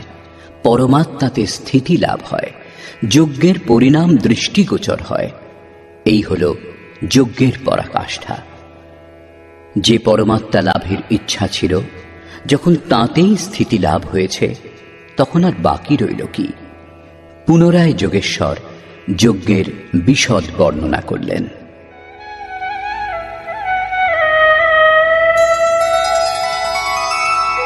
দ্রব্যযজ্ঞাস্তপোযজ্ঞা যোগযজ্ঞাস্তথা পরে স্বাধ্যায়জ্ঞানযজ্ঞাশ্চ यतयः संशितव्रता। কেউ কেউ দ্রব্যযজ্ঞ করেন, অর্থাৎ আত্মপথে মহাপুরুষের সেবায় পত্রপুষ্প অর্পণ করেন। তারা সমর্পণের সঙ্গে মহাপুরুষের সেবাতে দ্রব্য দান করেন। শ্রীকৃষ্ণ আরও বলছেন, ভক্তিভাবে পত্রপুষ্প, ফল, জল যা কিছু আমাকে অর্পণ করা হয়, তা আমি গ্রহণ করি এবং তার জন্য পরম কল্যাণ সৃজন করি। এটাও যজ্ঞ। প্রত্যেক আত্মার সেবা, ভ্রান্ত ব্যক্তিকে আত্মপথে নিয়ে আসা দ্রব্যযজ্ঞ। কারণ দ্রব্যযজ্ঞ প্রাকৃতিক সংস্কার ভস্মীভূত করতে সমর্থ। এই প্রকার অন্য কেউ কেউ তপোযজ্ঞা, স্বধর্ম পালনে ইন্দ্রিয়গুলিকে সংযম করেন, অর্থাৎ স্বভাবজাত ক্ষমতা অনুসারে যজ্ঞের নিম্ন এবং উন্নত অবস্থাগুলির মাঝে অবস্থান করেন। এই পথে যার জ্ঞান অল্প সে প্রথম শ্রেণীর সাধক।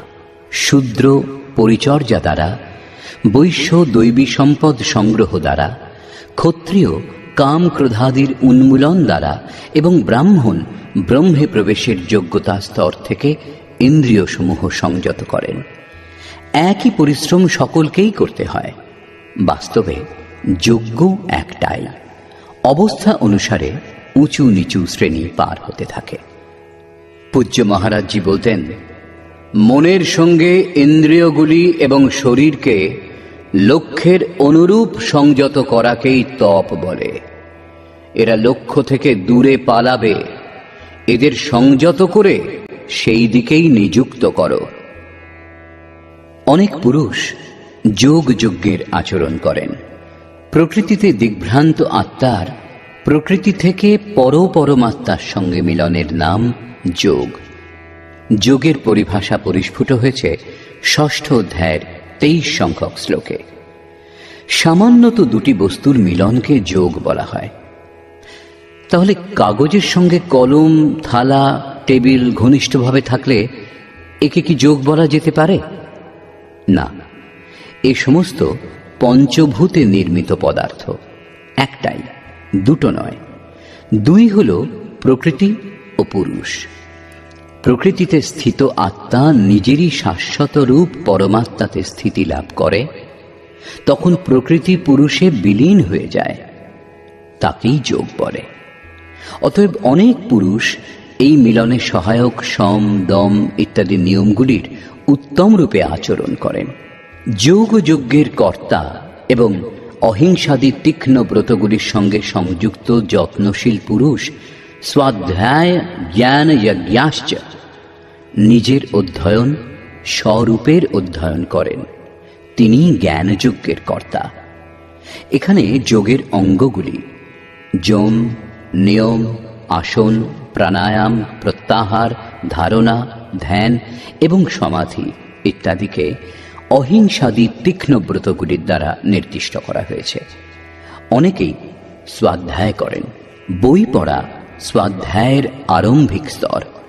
বিশুদ্ধ স্বাধ্যায় হল নিজের অধ্যয়ন, যার ফলে স্বরূপের উপলব্ধি হয়, যার পরিণাম জ্ঞান অর্থাৎ সাক্ষাৎকার। যজ্ঞের পরবর্তী অনুষ্ঠান সম্বন্ধে বলছেন, अपाने जुह्वति प्राणं प्राणे पानं तथा परे प्राणापानगतिरुद्ध्वा प्राणायामपरायणा। বহু যোগী অপান বায়ুতে প্রাণবায়ুর আহুতি দেন এবং প্রাণবায়ুতে অপান বায়ুর আহুতি দেন। এর থেকে সূক্ষ্ম অবস্থা হলে অন্য যোগীগণ প্রাণ এবং অপান উভয়ের গতিরুদ্ধ করে প্রাণায়াম পরায়ণ হয়ে যান।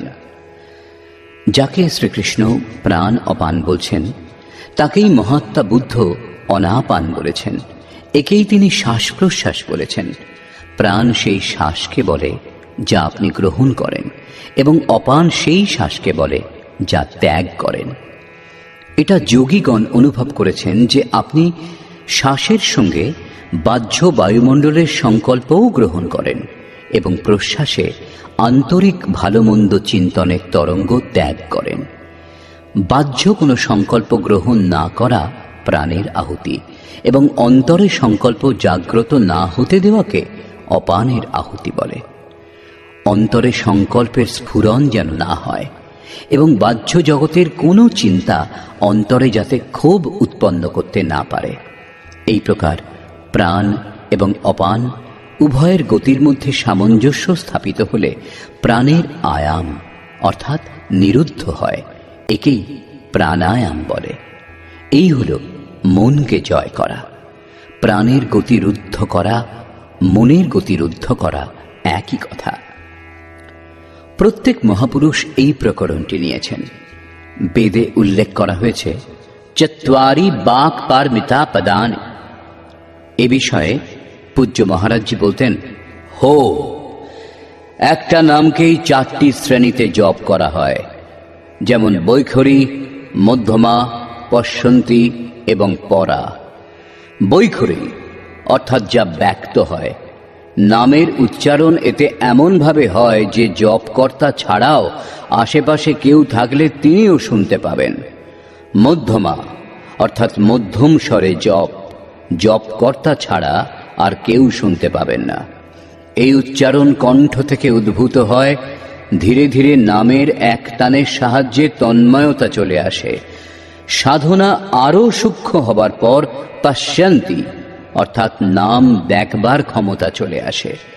এই অবস্থাতে আর জপ করতে হয় না, নাম শ্বাস প্রশ্বাসে নিরন্তর হতে থাকে। এই স্তরে মনকে দ্রষ্টারূপে স্থির করে দেখতে হয় যে শ্বাস কি বলতে চাইছে, কখন গ্রহণ করা হয়, কখন ত্যাগ করা হয়, শ্বাস কি বলে। মহাপুরুষগণ বলেন, এই শ্বাস নাম ছাড়া কিছুই বলে না। এই স্তরে সাধক নাম জপ করেন না, কেবল উচ্চারিত ধ্বনি শোনেন, শ্বাসের প্রতি লক্ষ্য রাখেন। সেই জন্য এই স্তরকে পশ্যন্তী বলে। পশ্যন্তী স্তরে মনকে দ্রষ্টারূপে লক্ষ্য রাখতে হয়। কিন্তু সাধনা আরও উন্নত হলে শোনারও প্রয়োজন হয় না। জপ আরম্ভ করলে শতই শোনা যায়। জপে ন জপাবে আপনে সে আবে। স্বয়ং জপ করবার দরকার হয় না, মনকে বাধ্যও করা হয় না, কিন্তু জপ অনবরত হতে থাকে। একেই অজপা বলে। এমন নয় যে জপ আরম্ভ না করেই অজপা স্থিতি লাভ হয়। যদি কেউ জপ আরম্ভ নাই করে থাকে, তাহলে তার কাছে অজপা বলে কিছু থাকে না। অজপার অর্থ এই যে জপ না করা সত্ত্বেও জপ অনবরত হতে থাকে। একবার শ্বাসে জপ আরম্ভ করলেই তা প্রবাহিত হয় এবং নিরন্তর হয়। এই স্বাভাবিক জপকে বলে অজপা, এবং এই হল পরাবাণীর জপ। এই জপ প্রকৃতির ঊর্ধ্বের তত্ত্ব পরমাত্মাতে স্থিতি প্রদান করে। এরপর বাণীতে আর কোনো পরিবর্তন হয় না। পরমের দিগদর্শন করে তাতেই বিলীন হয়ে যায়। সেই জন্য একে পরা বলা হয়। প্রস্তুত শ্লোকে যোগেশ্বর শ্রীকৃষ্ণ কেবল শ্বাসের উপর লক্ষ্য রাখতে বললেন, যদিও এর পরে তিনি ওম জপের ওপর জোর দিয়েছেন। গৌতম বুদ্ধ অনাপান সতীতে শ্বাস প্রশ্বাসেরই চর্চা করেছেন। তাহলে সেই মহাপুরুষ কি বলতে চাইছেন? বস্তুত শুরুতে বৈখরী, তার থেকে মধ্যমাতে প্রবেশ, এবং এর থেকে উন্নত হলে জপের পশ্যন্তী অবস্থাতে শ্বাস ধরা পড়ে। এই সময় জপ শ্বাসে অনবরত হতে থাকে। সেই জন্য জপ করবার প্রয়োজন হয় না, তখন কেবল শ্বাসকে লক্ষ্য করে যেতে হয়। সেই জন্য প্রাণ অপান শুধু বললেন। নাম জপ করো এরূপ বলেননি, কারণ বলবার প্রয়োজন নেই।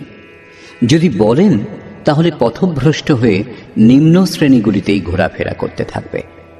মহাত্মা বুদ্ধ, গুরুদেব ভগবান এবং প্রত্যেক মহাপুরুষ যারা এই পথ দিয়ে গমন করেছেন, সকলেই একই কথা বলেছেন। বৈখরী এবং মধ্যমা নাম জপের প্রবেশদ্বার। পশ্যন্তী স্তর থেকেই নামে প্রবেশ হয়। পরা শ্রেণীতে নাম অনবরত হতে থাকে, জপ বন্ধ হয় না। এই মন শ্বাসের সঙ্গে জড়িত। যখন শ্বাসের ওপর লক্ষ্য রাখা হয়, শ্বাসে নাম নিরন্তর হতে থাকে। অন্তরে সংকল্প উদয় হয় না, এবং বাহ্য বায়ুমণ্ডলের সংকল্প অন্তরে প্রবেশও করে না। এটাই মন জয়ের অবস্থা। এরই সঙ্গে যজ্ঞের পরিণাম দেখা যায়।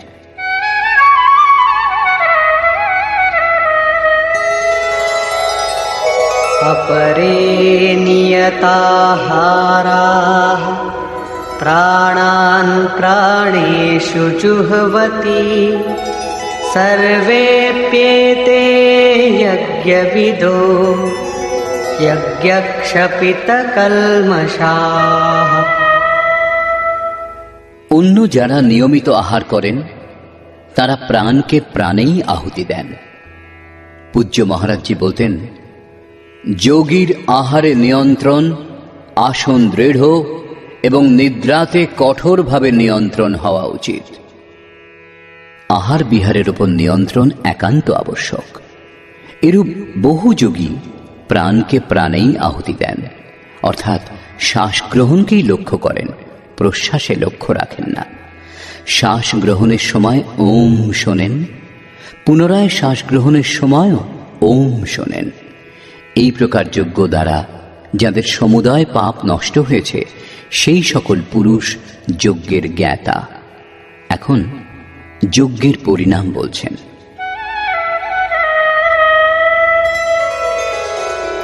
यज्ञशिष्टामृतभुजो यान्ति ब्रह्म सनातनम् नायं लोकोऽस्त्ययज्ञस्य कुतोऽन्यः कुरु सत्तम। কুরু শ্রেষ্ঠ অর্জুন, যজ্ঞশিষ্টামৃত ভুজ, যজ্ঞ যা সৃষ্টি করে, শেষে যা প্রদান করে তা হল অমৃত। তার প্রত্যক্ষ অনুভূতি জ্ঞান। সেই জ্ঞানামৃত যিনি পান করেন, অর্থাৎ প্রাপ্তকর্তা যোগীগণ, ইয়ান্তি ব্রহ্ম সনাতনম, শাশ্বত সনাতন পরম ব্রহ্মকে লাভ করেন।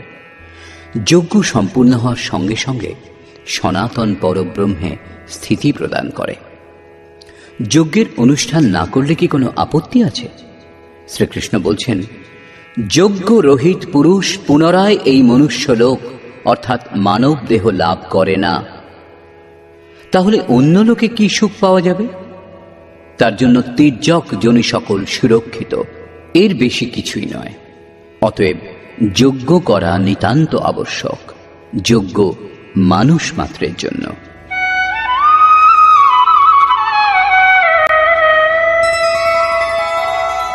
एवं बहुविधा यज्ञा वितता ब्रह्मणो मुखे कर्मजान् विद्धितान् सर्वान् एवं ज्ञात्वा विमोक्ष्यसे। এইরকমই বহুবিধ যজ্ঞ বেদবাণীতে বিস্তারিত এবং ব্রহ্মমুখে ব্যাখ্যাত হয়েছে। প্রাপ্তির পরে মহাপুরুষগণের দেহ পরব্রহ্ম ধারণ করেন। ব্রহ্ম থেকে অভিন্ন অবস্থাযুক্ত ওই মহাত্মাগণের বুদ্ধি যন্ত্রমাত্র হয়। তাদের মাধ্যমে ব্রহ্মই কথা বলেন। তাদের বাণীতে এই যজ্ঞের বিস্তৃত বর্ণনা করা হয়েছে। এই সমস্ত যজ্ঞকে তুমি কর্মজান বিদ্ধি, কর্ম থেকে উৎপন্ন হয়েছে জানবে। এই কথা পূর্বেও বলেছেন, যজ্ঞঃ কর্ম সমুদ্ভবঃ। সেই সমস্ত এইভাবে ক্রিয়াত্মক প্রক্রিয়ায় চলে জানবার পর এখানে বললেন, যজ্ঞের অনুষ্ঠান করে যাদের পাপ নষ্ট হয়ে গেছে তারাই যজ্ঞের যথার্থ জ্ঞাতা। বললেন, অর্জুন, তুমি বিমোক্ষ্যসে, অর্থাৎ সংসার বন্ধন থেকে সম্পূর্ণরূপে মুক্ত হয়ে যাবে। এখানে যোগেশ্বর কর্ম কি তা স্পষ্ট করেছেন। সেই ক্রিয়াই কর্ম যার আচরণ করলে এই যজ্ঞ সম্পূর্ণ হয়।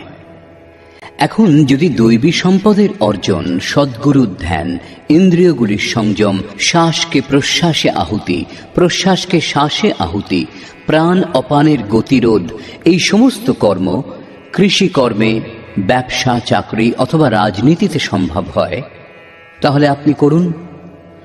যজ্ঞ এরূপ ক্রিয়া যা সম্পূর্ণ হওয়ার সঙ্গে সঙ্গেই পরব্রহ্মে প্রবেশ সম্ভব। বাহ্য কোনো কার্য দ্বারা পরব্রহ্ম লাভ অসম্ভব। বস্তুত এ সমস্তই যজ্ঞ চিন্তনের অন্তঃক্রিয়া, আরাধনার চিত্রণ, যাতে আরাধ্য দেব বিদিত হন। যজ্ঞ আরাধ্য দেব পর্যন্ত পৌঁছানোর নির্ধারিত প্রক্রিয়া বিশেষ। এই যজ্ঞ শ্বাস প্রশ্বাস, প্রাণায়াম ইত্যাদির যে ক্রিয়ার দ্বারা সম্পন্ন হয় সেই কার্যপ্রণালীর নাম কর্ম। কর্মের শুদ্ধ অর্থ আরাধনা, চিন্তন। প্রায় লোকে বলে যে সংসারে যা কিছু করা হয় সে সমস্তই কর্ম। কামনা শূন্য হয়ে যা কিছু করা হবে তাই নিষ্কাম কর্ম হবে। কেউ বলে বেশি লাভ করার জন্য বিদেশি বস্ত্র বিক্রি করলে আপনি সকামী ব্যক্তি, দেশ সেবার জন্য স্বদেশী দ্রব্যের ব্যবসা করলে আপনি নিষ্কাম কর্মযোগী। নিষ্ঠাপূর্বক চাকুরি করলে লাভ লোকসানের চিন্তা ত্যাগ করে ব্যবসা করলেই কি নিষ্কাম কর্মযোগ হয়? জয় পরাজয়ের চিন্তা না করে যুদ্ধ নির্বাচনে অংশগ্রহণ করলেই কি নিষ্কর্মী হতে পারে কেউ? মৃত্যুর হাত থেকে নিস্তার পায়? বস্তুত এমন কিছুই হয় না। যোগেশ্বর শ্রীকৃষ্ণ স্পষ্ট করে বলছেন যে এই নিষ্কাম কর্মে নির্ধারিত ক্রিয়া একটাই, ব্যবসায়াত্মিকা বুদ্ধি রেখে কুরুনন্দন। অর্জুন, তুমি নির্ধারিত কর্ম করো। যজ্ঞের প্রক্রিয়াই কর্ম। যজ্ঞ কি? শ্বাস প্রশ্বাসের আহুতি, ইন্দ্রিয় সমূহের সংযম, যজ্ঞ স্বরূপ মহাপুরুষের ধ্যান, প্রাণায়াম অর্থাৎ প্রাণের নিরোধ। এই হল মনকে জয় করা। মনের প্রসারই এই জগৎ। শ্রীকৃষ্ণের বাণীতে ইহৈব তৈর্জিতঃ সর্গো এষাম সাম্যে স্থিতম মনঃ। যাদের মন সমভাবে স্থিত সেই পুরুষগণ চরাচর জগৎ এখানেই জয় করতে সক্ষম। মনের সমতা এবং জগৎ জয় উভয়ের মধ্যে কি সম্বন্ধ? যদি জগৎ জয় করা হলো তাহলে বাধা কোথায়? তখন বলছেন সেই ব্রহ্ম নির্দোষ এবং সম। যদি মন নির্দোষ এবং সমভাব যুক্ত হয় তাহলে তখন মন ব্রহ্মে স্থিত হয়। সারাংশত মনের প্রসারই জগৎ। চরাচর জগৎ আহুতির সামগ্রী রূপে বিদ্যমান। মন সর্বথা নিরুদ্ধ হওয়ার সঙ্গে সঙ্গে জগতের নিরোধ হয়ে যায়। মন নিরুদ্ধ হলেই যজ্ঞের পরিণাম বেরিয়ে আসে। যজ্ঞ যে জ্ঞানামৃত সৃষ্টি করে, সেই জ্ঞানামৃত যারা পান করেন তারা সনাতন ব্রহ্মে লীন হয়ে যান। এই সকল যজ্ঞের বিবরণ ব্রহ্মস্থিত মহাপুরুষের বাণী দ্বারা বিবৃত হয়েছে। এমন নয় যে পৃথক পৃথক সম্প্রদায়ের সাধকগণ পৃথক পৃথক যজ্ঞ করেন, পরন্তু এই সমস্ত যজ্ঞই একজন সাধকের উঁচু নিচু অবস্থা মাত্র। এই যজ্ঞ যে উপায়ে অনুষ্ঠিত হয় সেই ক্রিয়ার নাম কর্ম। গীতা শাস্ত্রের একটা শ্লোকও সাংসারিক কার্য বা ব্যবসার সমর্থন করে না। প্রায় যজ্ঞ বলতে লোকে এক যজ্ঞবেদী তৈরি করে তিল জব ইত্যাদি নিয়ে স্বাহা বলে হোম করতে শুরু করেন, কিন্তু এটা ফাঁকিবাজি। দ্রব্যযজ্ঞ অন্য, যা শ্রীকৃষ্ণ কয়েকবারই বলেছেন, কিন্তু পশু বলি, বস্তুদাহ ইত্যাদির সঙ্গে এর কোনো সম্বন্ধ নেই।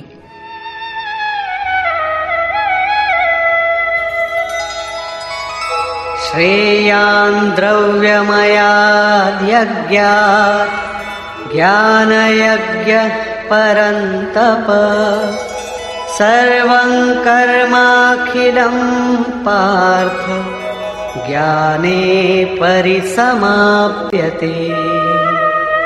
অর্জুন, সাংসারিক দ্রব্যগুলি দ্বারা যে যজ্ঞ সিদ্ধ হয় তার থেকে জ্ঞান যজ্ঞ, যার পরিণাম জ্ঞান অর্থাৎ সাক্ষাৎকার, যজ্ঞ যার সৃষ্টি করে সেই অমৃত তত্ত্বকে জানা জ্ঞান, এইরূপ যজ্ঞ শ্রেয়স্কর, পরম কল্যাণকর।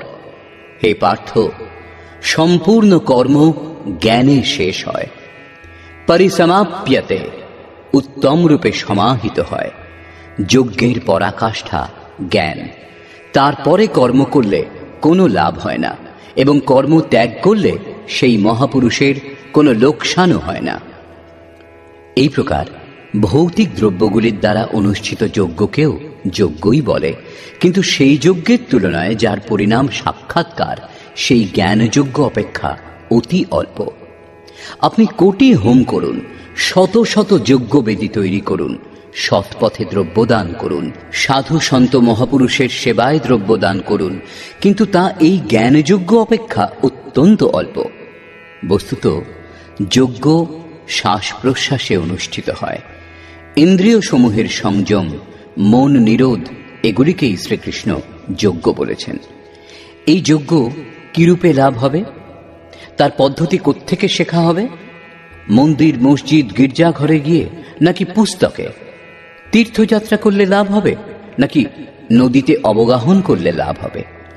শ্রীকৃষ্ণ বলছেন, না, লাভ করবার স্রোত একটাই, তত্ত্বস্থিত মহাপুরুষ। যেমন তদ্বিদ্ধি প্রণিপাতেন পরিপ্রশ্নেন সেবয়া উপদেক্ষন্তি তে জ্ঞানম জ্ঞানিনস্তত্ত্বদর্শিনঃ।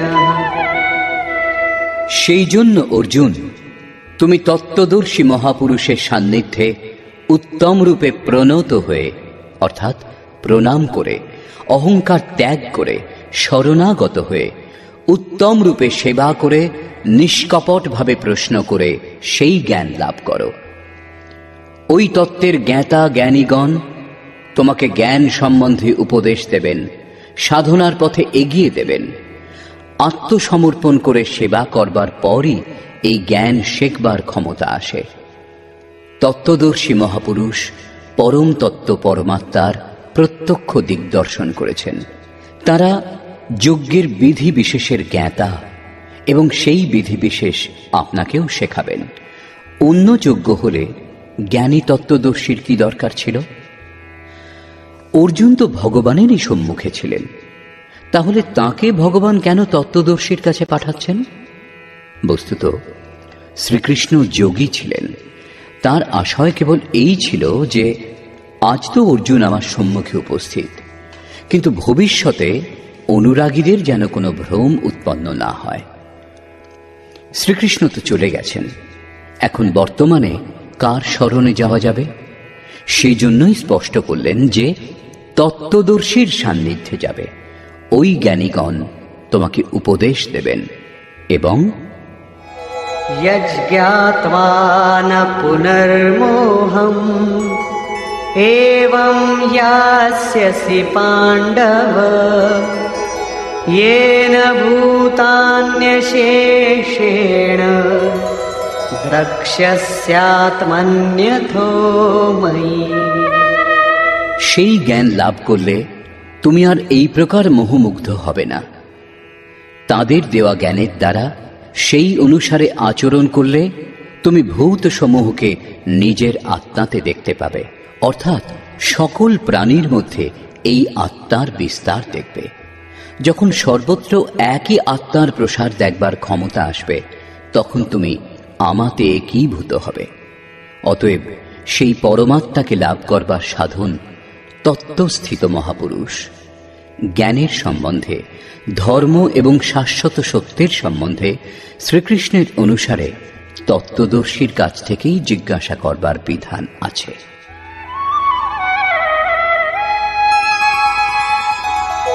अपि चेदसि पापेभ्यः सर्वेभ्यः पापकृत्तमः सर्वं ज्ञानप्लवेनैव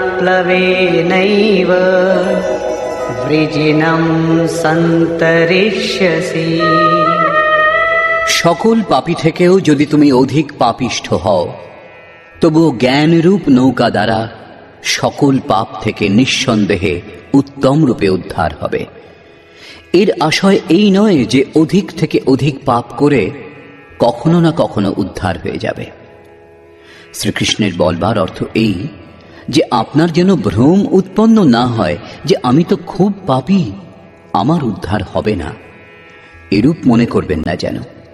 সেই জন্যই শ্রীকৃষ্ণ উৎসাহ এবং আশ্বাস দিচ্ছেন যে সকল পাপীর পাপ সমূহ থেকেও বেশি পাপ করে থাকলেও তত্ত্বদর্শীগণ দ্বারা প্রাপ্ত জ্ঞানরূপ নৌকো দ্বারা তুমি নিঃসন্দেহে সমুদয় পাপ রাশি উত্তম রূপে পার করবে। কি রূপে? यथैधांसि समिद्धोऽग्निः भस्मसात् कुरुतेऽर्जुन ज्ञानाग्निः सर्वकर्माणि भस्मसात् कुरुते तथा। অর্জুন, প্রজ্বলিত অগ্নি যেমন ইন্ধনকে ভস্মীভূত করে, সেইরূপ জ্ঞানরূপ অগ্নি সমস্ত কর্ম ভস্মসাৎ করে। এটা জ্ঞানের প্রবেশিকা নয় যেখান থেকে যজ্ঞে প্রবেশ পাওয়া যায়। এই জ্ঞান হল সাক্ষাৎকারের পরাকাষ্ঠার চিত্রণ, যাতে আগে বিজাতীয় কর্ম ভস্ম হয় এবং পরে প্রাপ্তির সঙ্গে সঙ্গে চিন্তন কর্ম তাতেই বিলয় হয়। যাকে লাভ করা উদ্দেশ্য ছিল, যখন তাকে লাভ করেছি তখন চিন্তন দ্বারা কার খোঁজ করব? এরূপ সাক্ষাৎকার যার হয়েছে সেই জ্ঞানী সমস্ত শুভাশুভ কর্মের অন্ত করে নেন। সেই সাক্ষাৎকার হবে কোথায়? বাইরে হবে নাকি ভেতরে? এই প্রসঙ্গে বলছেন,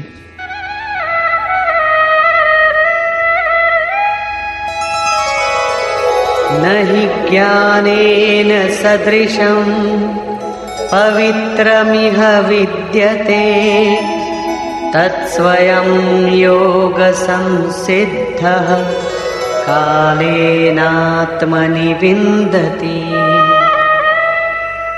জ্ঞানের সমান পবিত্র এই সংসারে আর কিছুই নেই।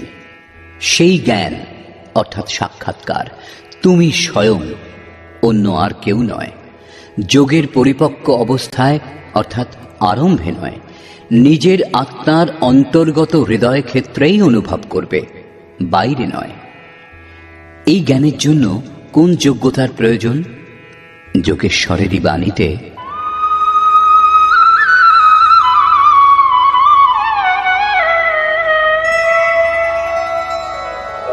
श्रद्धावान् लभते ज्ञानं तत्परः संयतेन्द्रियः ज्ञानं लब्ध्वा परां शान्तिम् अचिरेणाधिगच्छति। শ্রদ্ধাবান তৎপর এবং সংযত ইন্দ্রিয় পুরুষই জ্ঞান লাভ করতে পারেন। ভাবপূর্বক জিজ্ঞাসা না হলে, তত্ত্বদর্শীর শরণাগত হলেও জ্ঞান লাভ হয় না। কেবল শ্রদ্ধা পর্যাপ্ত নয়, শ্রদ্ধাবান শিথিল প্রযত্নশীল হতে পারেন। অতএব মহাপুরুষ দ্বারা নির্দিষ্ট পথে তৎপরতার সঙ্গে অগ্রসর হওয়ার নিষ্ঠা আবশ্যক। এর সঙ্গে ইন্দ্রিয় সমূহের সংযম অনিবার্য। যে বাসনা থেকে বিরত নয়, তার জন্য সাক্ষাৎকার অর্থাৎ জ্ঞানপ্রাপ্তি কঠিন। কেবল শ্রদ্ধাবান আচরণে রত সংযত ইন্দ্রিয় পুরুষই জ্ঞান লাভ করেন। জ্ঞান লাভ করে তিনি তৎক্ষণাৎ পরম শান্তি লাভ করেন। তারপর আর কিছু পাওয়া বাকি থাকে না। এটাই অন্তিম শান্তি। এরপর কখনো তিনি আর অশান্ত হন না।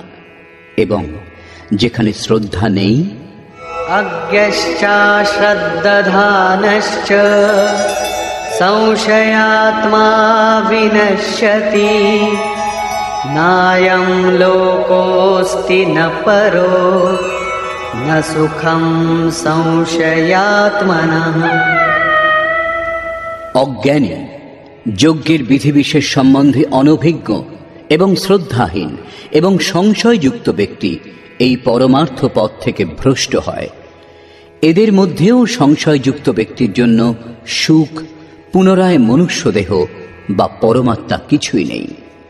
অতএব তত্ত্বদর্শী মহাপুরুষের কাছে প্রশ্ন করে এই পথের সংশয়গুলির নিবারণ করে নেওয়া উচিত। অন্যথা তারা দুর্লভ অবস্থার পরিচয় কখনো পাবে না। তাহলে কে লাভ করেন?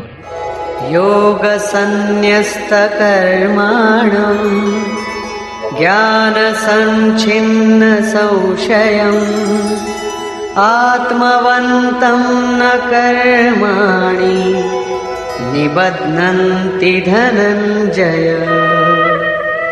যার কর্ম যোগ দ্বারা ভগবানে সমাহিত, যার সম্পূর্ণ সংশয় পরমাত্মাকে প্রত্যক্ষ করে নষ্ট হয়ে গেছে, পরমাত্মার সঙ্গে সংযুক্ত এরূপ পুরুষকে কর্ম আবদ্ধ করতে পারে না। যোগের আচরণ দ্বারাই কর্মগুলি শান্ত হয়। জ্ঞান লাভের পরই সংশয় নষ্ট হয়। সেই জন্য শ্রীকৃষ্ণ বলছেন,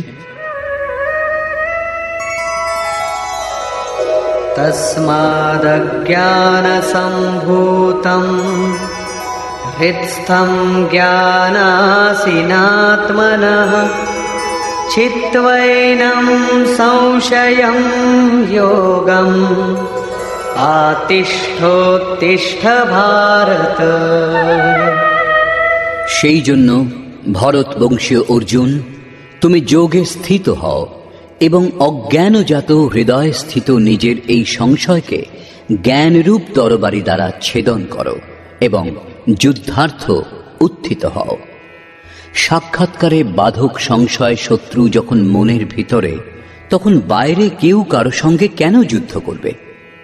বস্তুত যখন আপনি চিন্তন পথে এগিয়ে যান, তখন সংশয়জাত বাহ্য প্রবৃত্তিগুলি বাধারূপে উপস্থিত হয় এবং শত্রুরূপে ভয়ঙ্কর আক্রমণ করে। সংযমের সঙ্গে যজ্ঞের বিধি বিশেষের আচরণ করে এই বিকারগুলিকে অতিক্রম করে যাওয়াই যুদ্ধ, যার পরিণাম পরম শান্তি। এই হল চরম বিজয়। এরপরে আর পরাজয় নেই। নিষ্কর্ষ।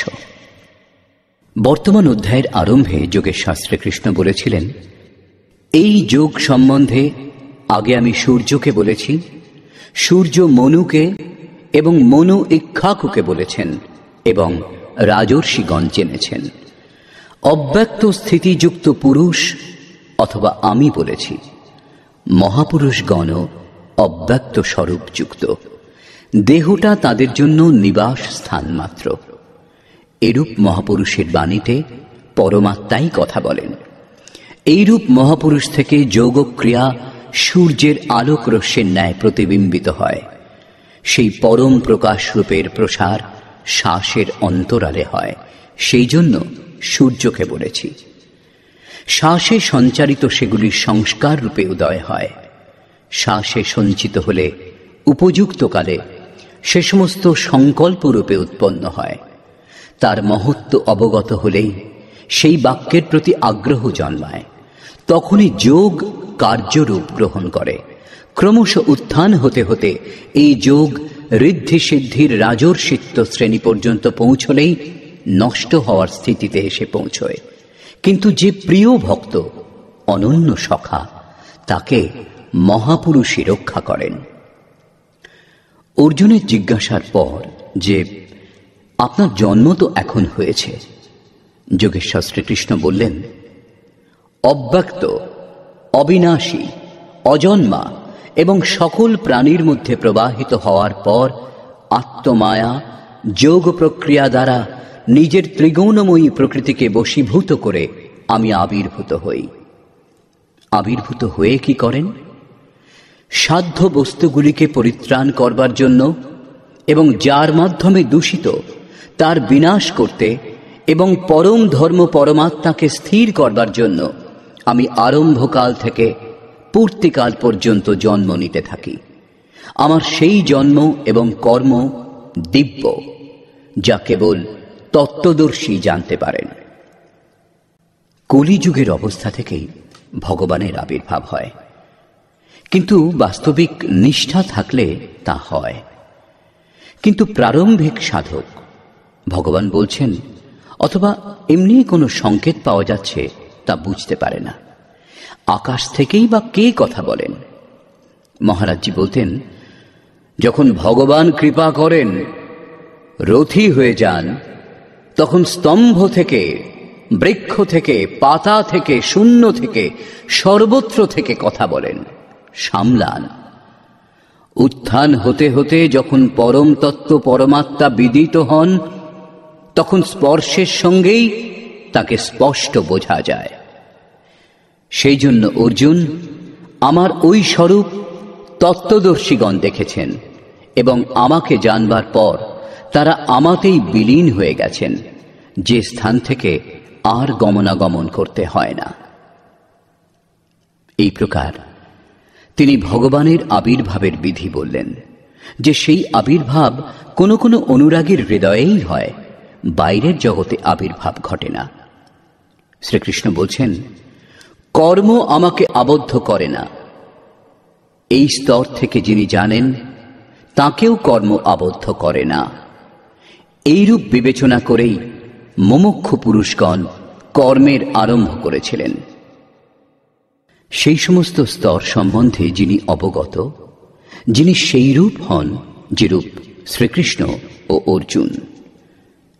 যজ্ঞের অনুষ্ঠান করলে এই উপলব্ধি নিশ্চিত হবেই। যজ্ঞের স্বরূপ বললেন, যজ্ঞের পরিণাম পরম তত্ত্ব, পরম শান্তি। এই জ্ঞান কোথায় লাভ হবে? এই প্রসঙ্গে কোনো তত্ত্বদর্শীর কাছে গিয়ে সেই বিধি বিশেষের আচরণ করতে বলেছেন, যাতে সেই মহাপুরুষ তার প্রতি অনুকূল হন। যোগেশ্বর স্পষ্ট বলছেন, সেই জ্ঞান তুমি স্বয়ং আচরণ করে লাভ করবে। অন্য কেউ আচরণ করলে তাতে তোমার কোনো লাভ হবে না। তাও যোগের সিদ্ধিকালে লাভ হবে, আরম্ভে নয়। সেই জ্ঞান অর্থাৎ সাক্ষাৎকার হৃদয় দেশে লাভ হবে, বাইরে নয়। শ্রদ্ধালু, তৎপর, সংযত ইন্দ্রিয় এবং সংশয় রহিত পুরুষই এই জ্ঞান লাভ করেন। অতএব হৃদয় স্থিত সংশয়কে বৈরাগ্যের তরবারি দ্বারা ছেদন করো। এটা হৃদয় দেশের যুদ্ধ। বাহ্য যুদ্ধের সঙ্গে গীতায় উক্ত যুদ্ধের কোনো সম্পর্ক নেই। বর্তমান অধ্যায়ে যোগেশ্বর শ্রীকৃষ্ণ মুখ্যরূপে যজ্ঞের স্বরূপ স্পষ্ট করেছেন এবং বলেছেন, যে প্রক্রিয়া দ্বারা যজ্ঞ সম্পূর্ণ হয় সেই কার্যপ্রণালীর নামই কর্ম। বর্তমান অধ্যায়ে উত্তম রূপে কর্ম সম্বন্ধে বলেছেন। অতএব